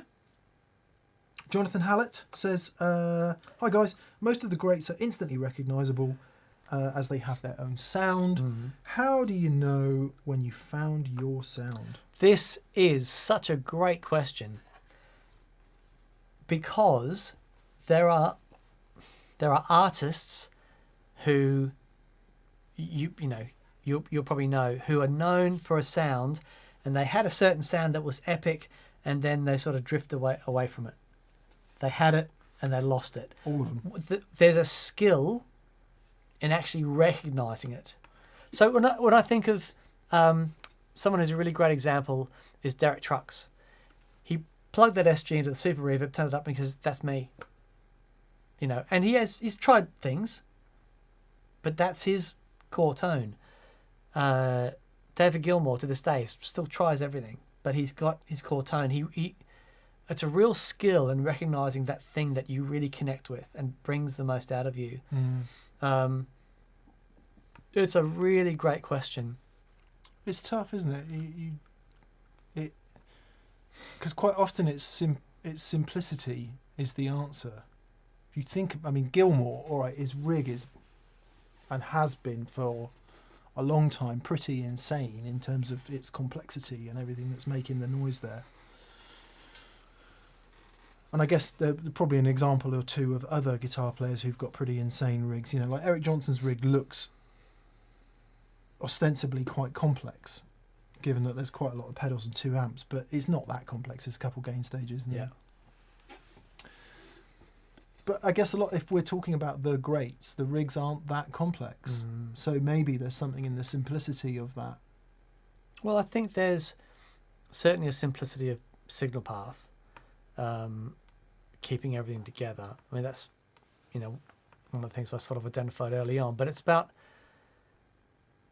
you need to experience things, and you need to experience them at gig volume. Yeah. Because until you've done that, you really don't know. Yeah. You can sit down with 20 overdrive pedals over a weekend in your bedroom and think you come up with the one that you like. Until you hear it at gig volume, you really don't have any idea. It is a completely different sport, isn't it? Totally. And I having not done any gigs for so long now, partly through laziness, but mostly through COVID, I actually think I've forgotten how to do it. It'll come back. Because when you get that real cracking sound going and everything's great, then you get in a band and everything changes. Yeah, but you've already got the experience of how that works, and it will come back. I know it will come back, but it's just, it does seem so distant, right? And if you've never experienced it, of course. And the opposite is true. Certainly when I first started doing videos on YouTube, I found it almost impossible, because my experience to that point was playing out, and I was playing out a lot at that time, and trying to trying to get everything that happened in the live situation where you've got all the adrenaline, you've got all the volume, you've got all the dynamic feedback, guitar, amp and speaker, translating that to being sat on stools doing something on YouTube was almost impossible. And it's interesting, if you watch some of mine and Dan's early videos, and also the stuff I did at Guitarist and with Anderton's, it's so tame. Yeah, right. Because there's nothing happening. Yeah. And it's very difficult to get the feeling. Same, if you sometimes we'll get artists in who are utterly stellar players, and they sometimes can't string two notes together when you sit them on a stool and say, go on then, play. Go on, they're like, what? Because it doesn't make any sense. Yeah, it's the fish out of water. Yeah, sorry, that was a bit of a tangent. No, it's all good. Paul Matulovic. Hello, Paul. Hey, he Paul. says, I wanted to contribute but couldn't think of a question.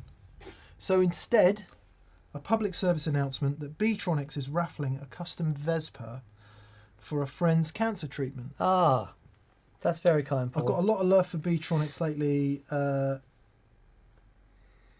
P.S. I think the Walk to Hell is getting axed. Walk to Hell. I don't know what that is. Don't know.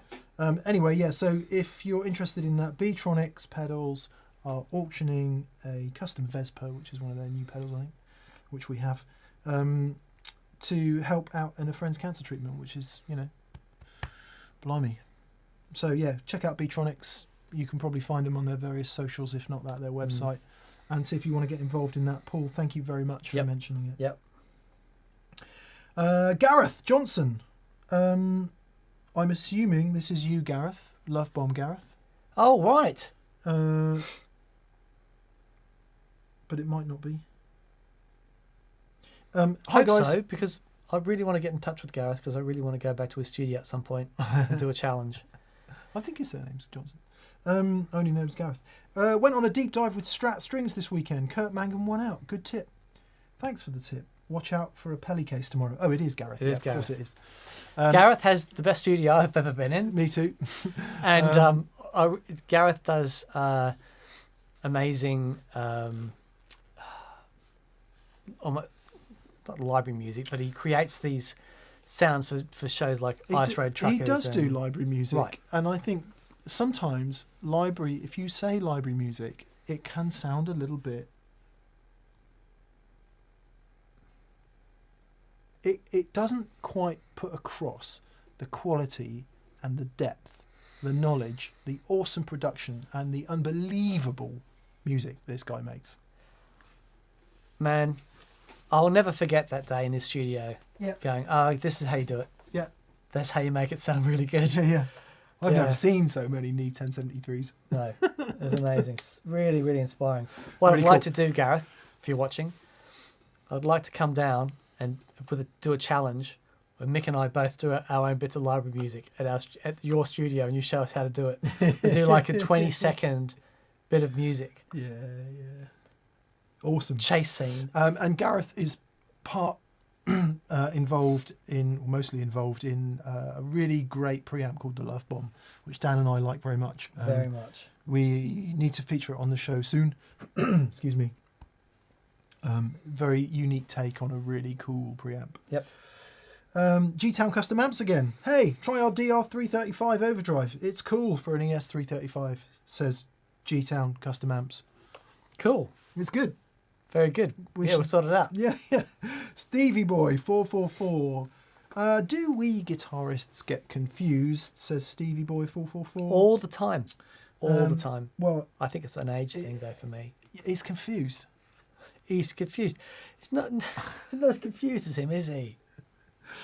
Do we get confused between what is good, what is a good sound, and what is a familiar sound? The only sound... Okay. I understand the question, but it's all about context. You can play something out and go, well, that's all right. But until you hear it in context and what you're trying to do with it, you don't really know.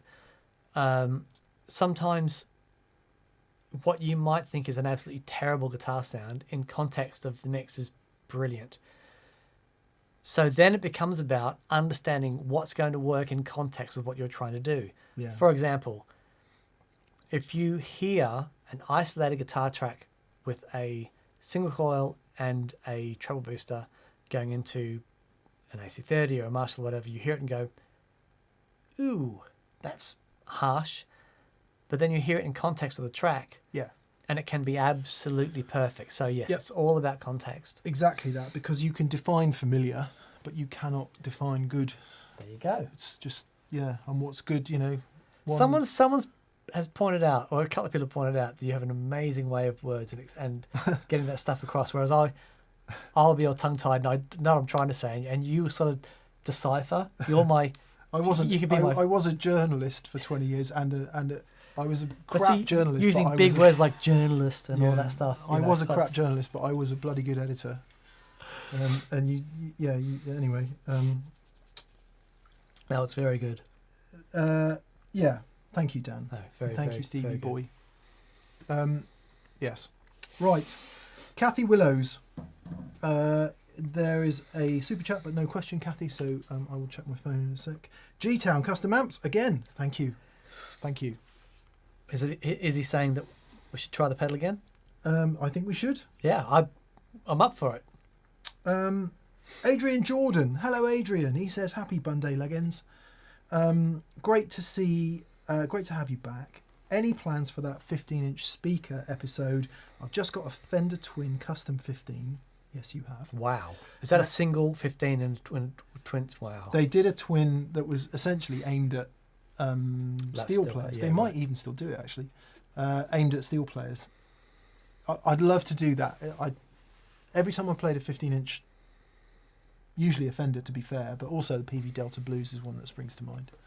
I've always really liked it. Right. Really, really liked it. I've never done it. I'd love to experience it. Let's I had do a that. PV Delta Blues that Paul Stacey lent me, but it was busted. Right. And I went in there, I opened it up, it was all PCB, and I couldn't fix it. No. Yeah. He says, new pedal day 2.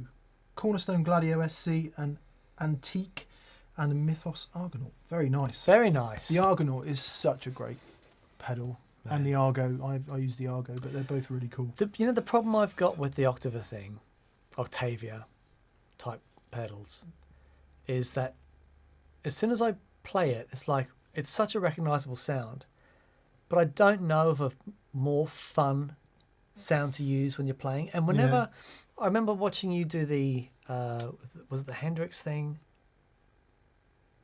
There's something you at the Bristol Blues Festival. Yeah. And you did a couple of solos with it, and it was like, I mean, you were on fire that night anyway. And at the end of the solo, you kicked on the Octavia, and everyone just went, whoa! And it just elevated everything. It's, so, I mean... Thank you. Yeah. But I struggle with it, because as soon as you kick it on, it's like, oh, that's an Octavia. Yeah. It's like putting the wah on in the solo. Yep. It sounds really great. It makes everything really easy, because all the bottom end goes, and you're like, whoa! Yeah. There have been lots of famous octave users down the years, but seeing as you mentioned the Argo, for those of you who don't know, it's based on the Prescription Electronics Cobb.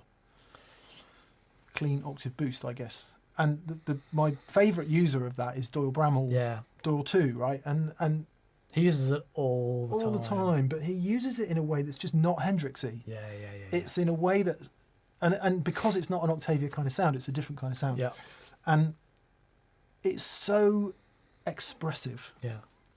Just, because if you have my harmonic arsenal such that it is basically couple of cannons, big cannonballs, that's all I have. I don't have any air power. I don't have any... got a couple of massive cannonballs. I'm ready to fire. I don't have any sea support. I got no navy, literally no ground troops. All I've got is these 2 flipping cannons, right? The minor pentatonic. And when that's all you've got, an octave or a wah-wah can really help. Do you like that, Dan? I do. That was wonderful. Thank you. Maybe... Oh, boy. No question appeared from Kathy, says Bev. Just to warn you, we had a fair bit of signal buffering. Well, apologies for that, everyone. Bit of an... I've been keeping an eye on the numbers, and they all look okay. Yeah, happens sometimes, I guess. Anyway, Bev, thanks so much. Yep. Nighty Night has said Analog Man ARDX20. I don't know what the question is, but the answer is always Analog Always yes. Man ARDX20. Certainly among, if not both mine and Dan's favourite straight analog delay. Yep, magic. Especially when you add the Amazio or the Amaze One controller for modulation. Jake Loosemore. Hello, Jake. Nice to hear from you. He says, glad you're back, Legends, and hope to see you soon. Well, and you, Jake. I've been following you and your various exploits. Jake is I don't think it's condescending today to say, a young, awesome guitar player. Right. Been loving some of your stuff. In fact, did some stuff with London Guitarist, the guy who's got all the John Mayer gear. Oh, right. Yeah. Nice. Every day he posts like a picture of John Mayer's gear or his gear that's John Mayer's gear. And I'm like, all I want to do is hear it. And there's Jake in there playing some very nice stuff. So awesome. Nice one, Jake. Good to hear from you, buddy. Lucas Wörtrich. So an umlaut is isn't it? Wörtrich. Lucas Wörtrich. I hope I've got that right. Okay. He's from Switzerland. He says, what are your thoughts on multi-effects pedals? Like the Electro Harmonics, Tone Tattoo, or Epitome? Thanks for your thoughts. Good to have you back, and warmest greetings from Switzerland. That's my thoughts. Okay. They can be really cool. I use I got an H9 on my pedal board, and I use it like a Swiss Army knife for certain, like spot color stuff. What do you call that? When you like in Schindler's List, where the girls with the red dress.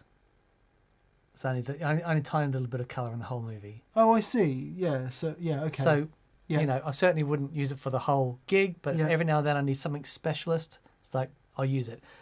I think they can be really handy for experimenting and finding out stuff that you like. So, for example, if you're new to effects and you get like a Zoom effects thing that sounds really good, and you can go through and have a play and get used to these sounds and choruses and delays and reverbs and stuff without spending a whole heap of cash. And then you can work out some sounds that you like, and then you might want to dive a bit deeper and specialize in some of those sounds. So I think multi-effects as a way to get in can be really good, especially with modulations and delays and reverbs.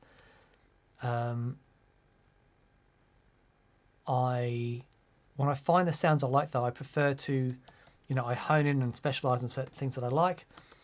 So I found my CXM reverb pedal that I love, and the Free the Tone Future Factory for delay, and certain things that I'm like, okay, really like this now. So I'll use the H9 for specialist things, but I think the multi effects are really good to get started with.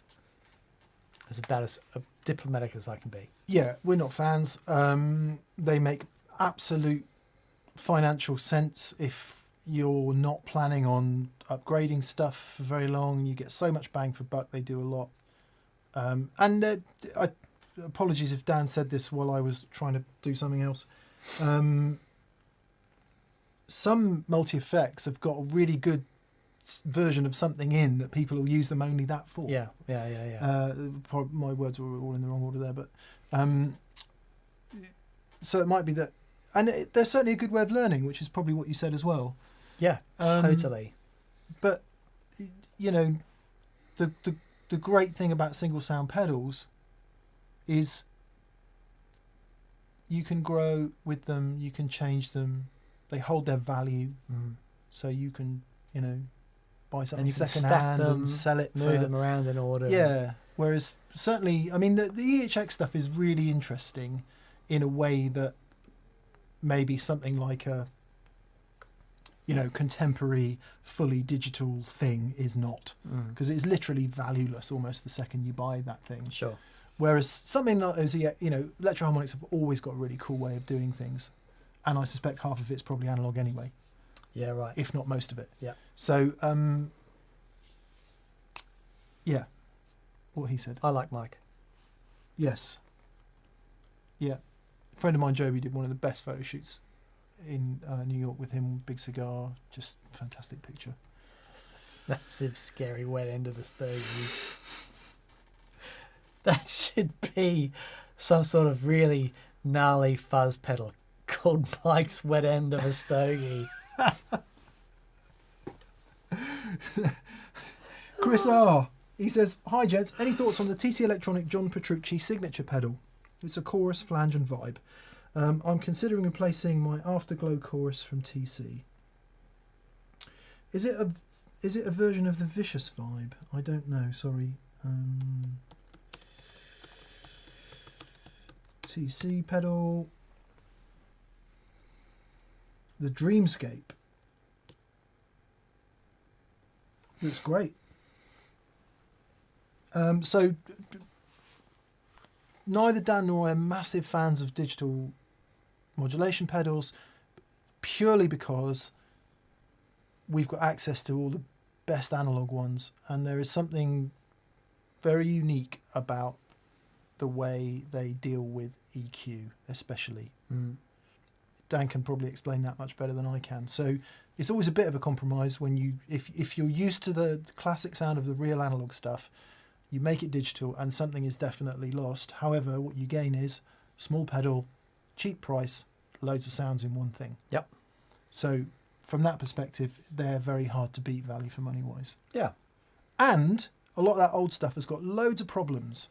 Level drops, rubbish bypass states, cronky old noisy controls, which, in a roundabout way is why he started the gig rig and essentially invented the multi-loop pedal switcher thing, was to get around all the problems you get in those cronky old awesome sounding analog modulation units. And I got there from modulations, because once I had all the digital stuff, but once I'd heard a real Electric Mistress and a real Phase 90 and a real CE1, there's just no going back.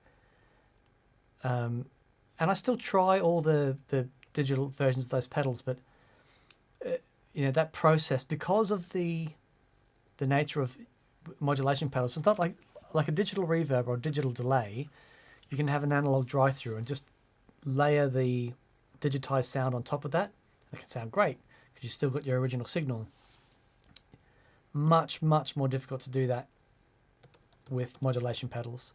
So everything is converted. Yeah. And some of them sound really good. It's just, for me personally, once you've had the, plug into an old Phase 90, it's like, it's got one knob, that's the sound right there. I need nothing else. It's magic. So chorus, flanger and vibrato in one pedal.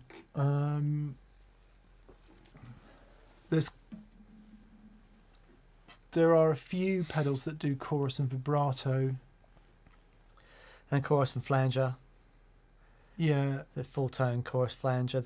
It's just basically, it's a changing of a delay time, really. Yeah. And the going to vibrato is getting rid of the direct sound, so you just have the modulated sound. But I think in general it's fair to say TC stuff, awesome value for money. Amazing. Always sounds really good. Great engineers, they're really good. The UI of TC pedals is always bang on. So it's clever. So easy to use, straight out of the box. So yeah. Yep. Hard to not recommend that, certainly for the money. Sure. Kevin O'Shea, hello Kevin. He says, hi from Cork, chaps. No indoor gigs in Ireland yet. Oh wow. But we're slowly coming out of hibernation. Are ye Richard Thompson fans? And what are some of your favourite songs and solos? I played something once and a couple of people said, oh, that sounds like Richard Thompson. So I went and looked him up. I wish I sounded like Richard Thompson. Man alive. He's amazing. I haven't dug that deep into him because I'm still on I'm doing all the Pats at the moment. Yeah. Pat M's actually. Yeah. Pat Martino, Pat Metheny. And I'm finding it, if I step out of that, I'm finding it really hard to step back in. Yeah. But yeah, Richard Thompson. Wow. Very, very cool. What's the... Oh, Pat Travers is the other Pat I was thinking of. Pat Cash. Yeah. John Patrucci. Very good. Pat Schofield. Very good. 1952, Vincent Black Lightning is my favourite Richard Thompson song. Right. I think it's called. It's about motorbike. Oh, okay. Which is why I like it. Yeah, yeah. And his version of Tear Stained Letter, which I guess he wrote, but there's a live version of that I've heard where he plays a wicked, what sounds like a Strat position 2 solo, absolutely mega. But shocking realisation, I just don't like English singers very much. Oh. That aren't the Beatles. Okay. What about, who's the guy that sang... who don't sound American, I should say. Who's the guy that sang, is it Tempted by the Fruit of Another, the Squeeze tune? Oh, yeah. Paul Carrack. Man alive. Oh, wicked singer. Unbelievable. I mean, there's a string of awesome British singers who sound like Americans. That's a different thing. That is a different thing. Okay, fair enough.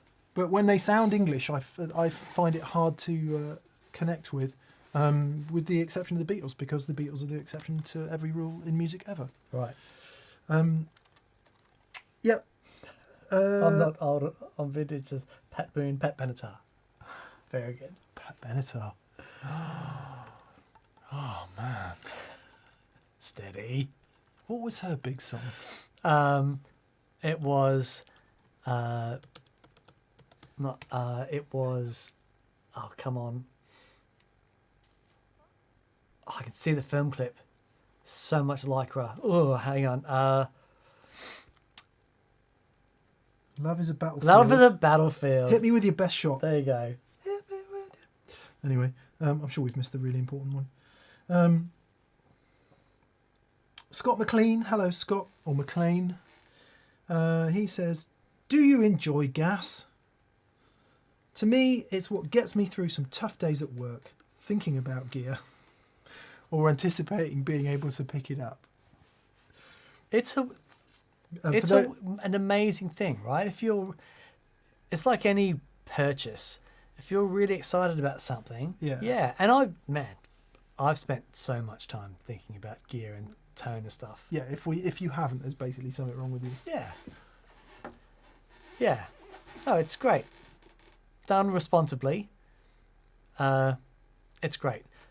My issue is that when I just turned 18 and I got into debt over gear. And it was the worst thing I ever did in my life, and it put me back years trying to get out of debt for buying gear. Me too. So the only thing I'd say about gas is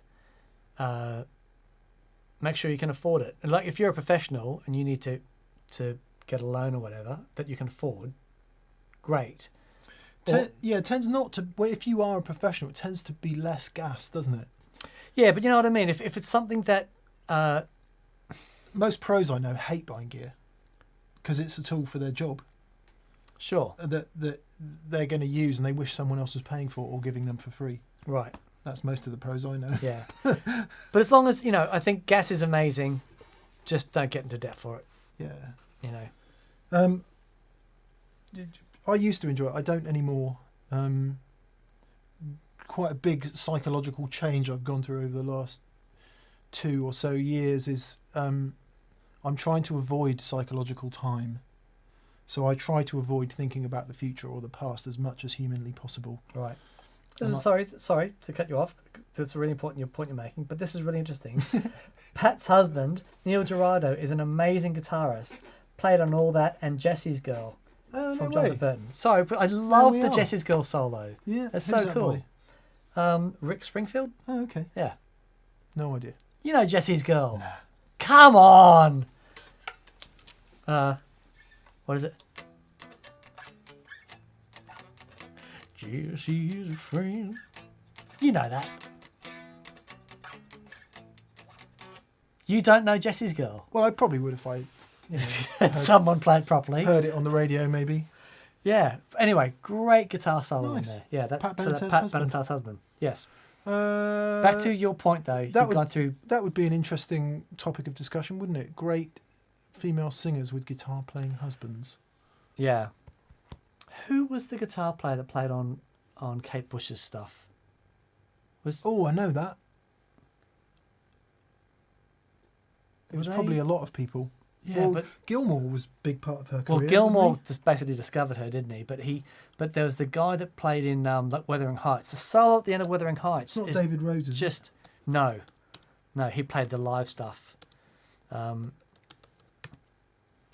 but the solo at the end of Wuthering Heights. Oh, Alan Murphy. Right, there you go. Oh my God, Alan Murphy played on everything. Right. He was an astonishing player. I hadn't realised it was him. Yeah. He was an astonishing player. Yeah. Yes, so I try not to have gas anymore, which is very hard. Oh, apparently Jack Duxbury's on. Hello, Jack. Where is he? He said somewhere. Right, we do have a super chat from Kathy Willows in the end. Kathy says, hi guys, welcome back. Wondered if Mary Spender's part 2 is coming anytime soon. This is my first ever super chat. I obviously got something not quite right. Kathy, possibly. We did build Dan did build a board for Mary before she went out on tour. So maybe, if she's up for coming on, yes. Cool. Of course. Yes, of course. I think Mary has long since eclipsed us in size of audience and interest. So whether she's up for it or not, we'll see. Simon Park said, I didn't know I'd been living for the day I'd hear Rick Springfield's song on TPS. There we are. What do we think of a Yamaha SA700 hollow body, says G-Town Custom Amps? The Yamaha... I remember... Is that like the Artist series? I think it's like a cheaper version of the John Scofield guitar, I think. I love those guitars. So my first electric guitar I played live, my brother had one. Oh, yeah. And wonderful, wonderful guitars. Yeah. The 2200 is the more upmarket one. And then there's the John... Oh, no, John Scofield plays an Ibanez, it's not a Yamaha. I get the two confused. Right. Yeah, they're killer. Yes. Well, Yamaha doesn't make rubbish You know stuff. what? Always great value for money. Always high great. quality. Yeah. Derek Schnaker. I like their drums as well. He says, here's a super chat, but no question, so maybe there's one to come from you. Edved, we need to hurry up, Dan, we got steak to eat. Edved796 says, I wonder if that's because you're a Ducati fan, Edved. He says, you guys are the best. We're not. Tom Bukovac is the best, but thank you. So glad you're back. He is the best. Come visit Keeley and Walrus in Oklahoma and be my guest for my 90s cover band show while you're here. Man. If you do Even Flow or Alive, please can I play? He says, let's nerd out. Also, our gold-plated earplugs a hoax.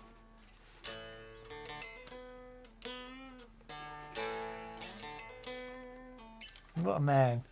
30 years ago, that album? I do not want to know that. 30 years ago. I don't want to know that. I was telling Catherine that story the other day. We were listening to that record around the same time Stevie Ray Vaughan died. And we were supposed to go and see Stevie Ray at that time, and he died before we got to go and see him. I did watch a really interesting documentary on Stevie Ray the other night, which was a load of stuff. Having been a journalist for many years, and written many articles on Stevie Ray, I know quite a lot about Stevie Ray. The stuff that's in his documentary, I had literally no idea about. No way. Yeah. So he's a massive Clapton fan. Stevie Ray was? Yep. And he played a telly in his early days, and he had all those solos down. No way. And you think that's impossible for him because of the way he played, right? And all this stuff that I had no idea about that was super interesting. I wonder if he was playing his brother's telly. I wonder if that's how it started. Not sure. Interesting. Anyway, really great documentary. Rubbish at the end, but pretty good up to that point. Right. They always end badly, though. Yeah. Gold-plated earplugs. Oh, gold-plated plugs, so jack plugs and stuff. Gold is supposedly a better conductor. So, yes, I think it's crap, personally. But do you think it's crap, Dan? No. If you look at the maths, there is credit to it, but you've got to take into consideration everything else it's got to go through. So why don't you use gold-plated plugs? Because I take into consideration everything else it's got to go through. There you go. So that's a better, more thoughtful way of saying it's a load of crap.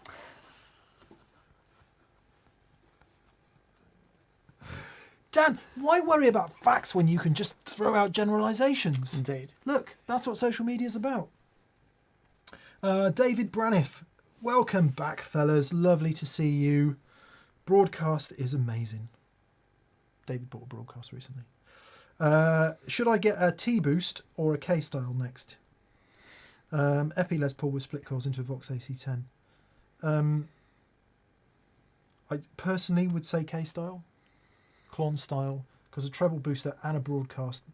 Yeah. No, go do the Klon style. Yeah, unless if you run the broadcast really gainy and you want to try the treble booster into that could be pretty cool. Yeah. But personally, I would put the Klon after the broadcast and loads of fun thereafter. Chris TAT says there's a classic clip of SRV playing Hideaway like Clapton and like Freddie King. That was in the documentary. Wow. I think. Yeah. Oh, that's amazing. It was really good, really interesting. What is your approach to songwriting as the pedal guy, says Croak? Could you demonstrate the process of writing a pedal-focused song? Apologies for my little laugh there. The process is slow. Yeah, very, I would very never. slow. I wouldn't write a pedal-focused song. I would write a song and then add the guitar sounds I want. Yeah, what you can do is be inspired by sounds that are created with pedals, and that can lead you down a direction. But it's about being, again with pedals, it's about being creative and open to experimentation. There will be sounds that you create that you think that's rubbish, and sounds you create think, wow, that's interesting. It's the same with just playing guitar. You can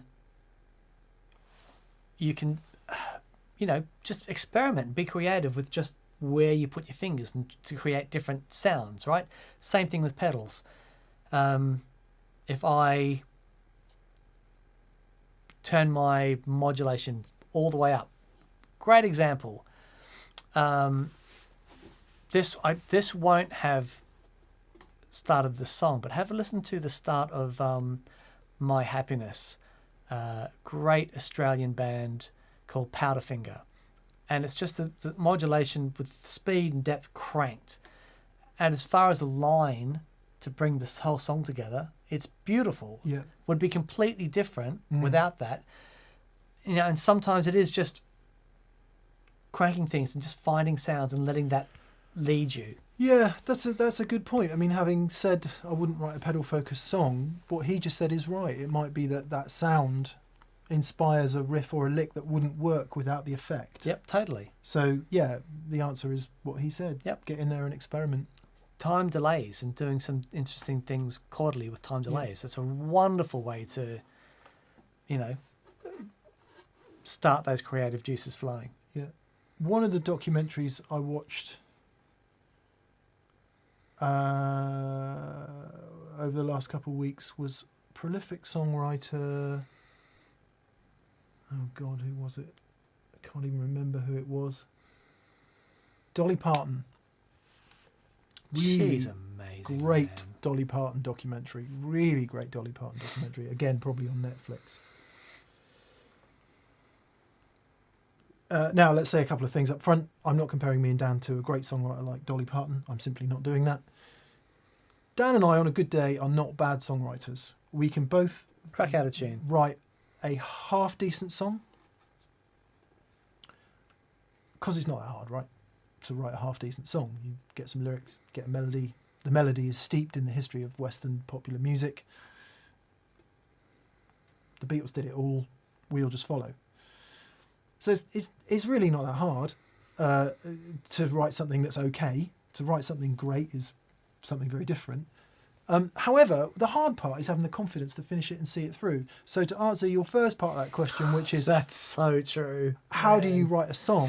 You start it and you finish it for good, better, bad or otherwise. And that's the bit we're both utterly crap at. Yeah, that is so true. And the reason I mentioned Dolly is because, like a lot of great songwriters, you know, you listen to the bones of the song, you think, well...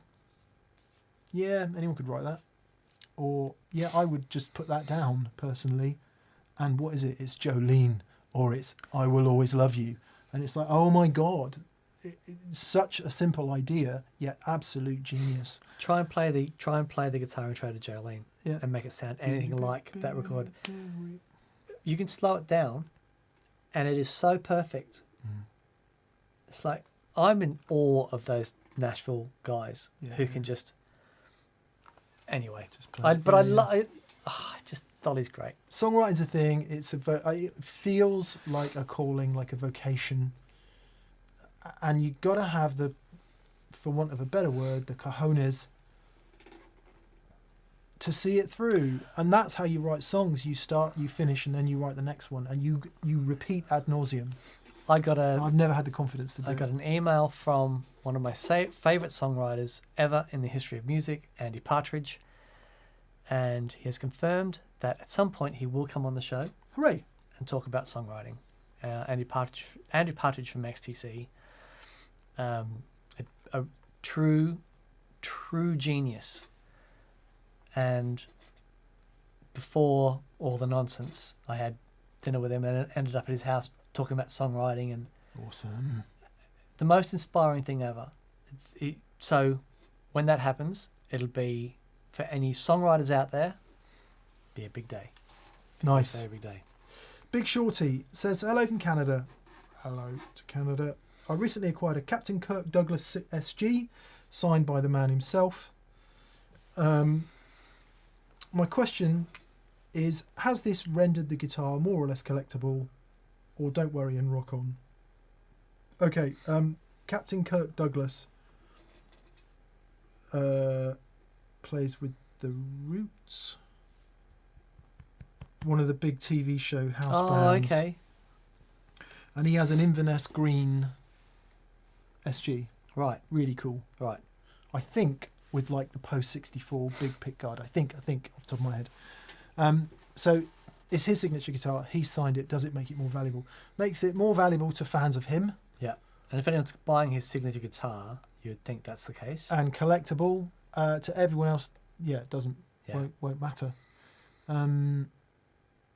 Yeah, it depends. I mean, have you bought it as an investment? Have you bought it to play? I like your last sentiment, which is not worry and rock on. I mean, generally, signatures on guitars is an interesting subject. So I had, when Ed came on, I asked him to sign my EOB Strat, and he signed it on the back of the headstock. And obviously, it's a guitar that I'll cherish and will never get rid of.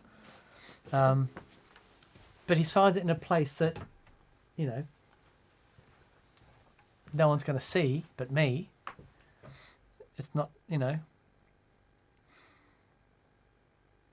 There it is. And I think that's, you know, just in case you find Ed O'Brien's checkbook and want to buy a few cigarettes or something, you can fake his signature. Yeah. Do you remember checkbooks? I do. I do. Yeah. Oh, remember the guy that came to, I think, our first gig and bought guitars in for us to sign? Yeah. I signed mine Jimi Hendrix, obviously. Very good. I didn't. Very good. Cool guitar, Big Shorty. I am a little bit jealous. Enjoy it. Raf Freitas, welcome back. I've been waiting for weeks to tell you that I got a 2013 Classic Series 60s lacquer Strat. It's great. Also great is the music of Canadian band Bahamas. Oh, cool. Trick to Happy. Nice. I think that's the best bang for buck vintage style Strat Fender ever made, unless you had $262.50 in 1959 or whatever they were then. Right. Yeah. Nice. Nice, Raf. That's good to hear. What colour is it? You don't say what colour it is. I think the lacquer ones they did in Fiesta Red, Sunburst, or if it's the 60s, it might only have been the Sunburst. Anyway, nice. Kyle Milbrandt. Kyle says, my band unfortunately went from enjoying practice and jamming to it becoming work. Less stress now, but we have to work harder to keep sounding great. Yeah, I think that's a familiar story. Yeah, totally. Doesn't matter what you do, you know. Doesn't matter what you do. I'm never going to moan about what we do here, but there are days where any work is work. Absolutely. And it's the trick. It's not the trick, but being able to take stock and remain grateful.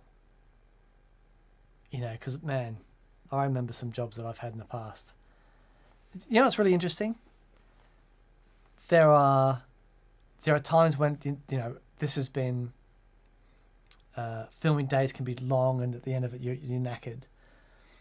Or being in the studio can be long days.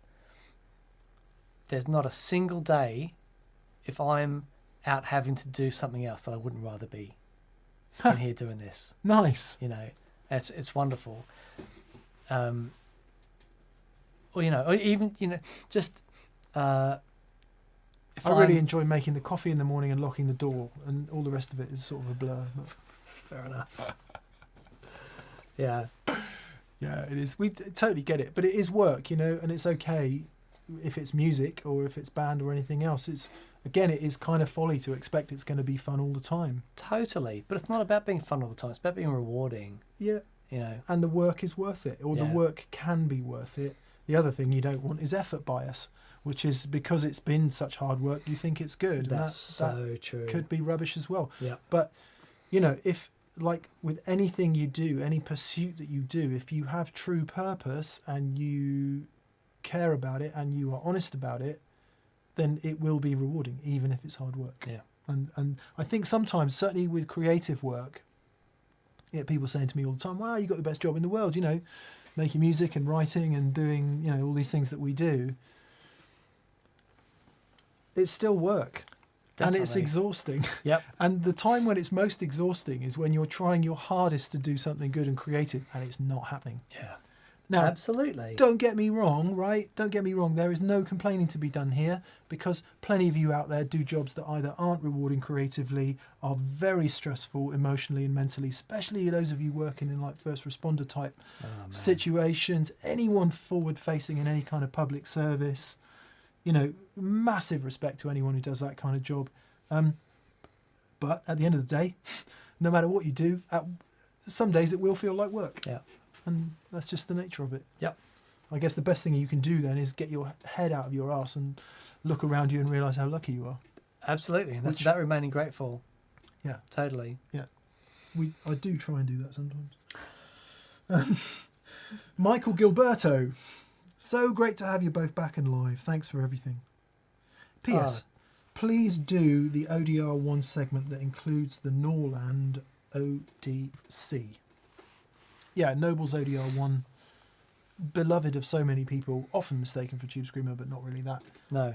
It would be good. So one of mine and Dan's favourite overdrive pedals is the Brown Protein Dual. Yes. One side of which is ODR1-ish. And we both like that a lot. Really fantastic pedal. Would be good to get them. Chris Parsons, hi Chris. He says, welcome back. This is my first VCQ since my daughter was born. Ah, nice. Congratulations, mate. Well done, mate. I just wanted to say it's nice to have you back. Ella and I will catch the replay later on tonight when she doesn't want to sleep. Lovely. Cheers. You know all I about can't that. hear about Ella without going, Ella. Oh, yeah. Yeah. Rihanna's first single. There you go. Yeah. My daughter just goes, oh, Dad. Like, that's a reflex now. David Braniff, again, he says, my finger is like a dog's leg. Yeah, David had a hand injury, if I remember. Oh, no. Okay. Yeah. What did you do? You had a hand injury doing something because you just bought your broadcaster and you couldn't use it. Anyway, he says, but I can still play. Oh, that's great. Great. Yeah, well done. Yes, I had a thumb injury just the day before I moved house. And that is just getting better now with a great deal of therapy. Bent your thumb back? In a manner of speaking, yes. I bent it in a way it shouldn't be bent. So, open a fridge the other 10 days ago, maybe. As is the case, something falls from the fridge, and I'm like, lightning reflexes that I have, Dan. Go to catch the thing from the fridge, catch my thumb on the other door of the fridge. Nice. I screamed like a 3-year-old girl and fell on the floor. It was so painful. And I think I've done something similar. Oh, man. It's literally all that down there. No way. Hurts like hell. Matchy thumb injuries. So the first thing I did was I went in and grabbed the one guitar that I have at home and just made sure I could play me Hendrix chords. Okay. And everything was fine. You're I can okay. still play the bottom string over the top. Yeah. So I think it's not too bad. Anyway, I thought of you. Ah. As I was screaming like a 3-year-old girl. No offence to 3-year-olds or girls, by the way. They just do scream in a particular way. They do. Like I did with my thumb.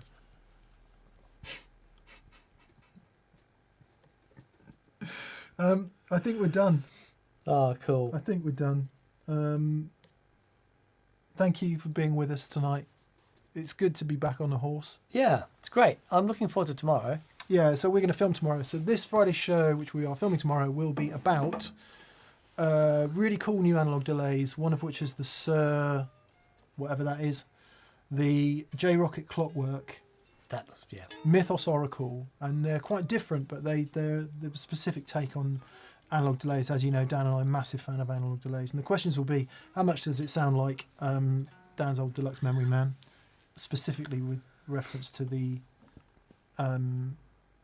Clockwork, but moreover, what can you do after that? Yeah. Why are these really cool new analog delays coming out, and what sounds can we coax from them?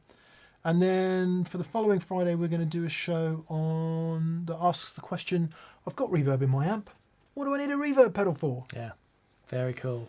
So we'll show you some things to do with reverb pedals, which has been a recent revelation for me, and I'm looking forward to learning more, Daniel. Yeah, totally. No, it's fun. So yeah, join us on Friday, assuming we do manage to get something filmed tomorrow and I get it edited in time for Friday, because we've got no Simon at the moment. So no, it'll be a compact and delightful show. Yeah, with not much cuts. There we go. Brilliant. Thanks everyone for checking in, hanging out with us. Really appreciate it. We'll see you for the show on Friday, and then see you back for VCQ next Monday. Thank you. See you, everyone. Goodbye. Bye. Play us out, Dan.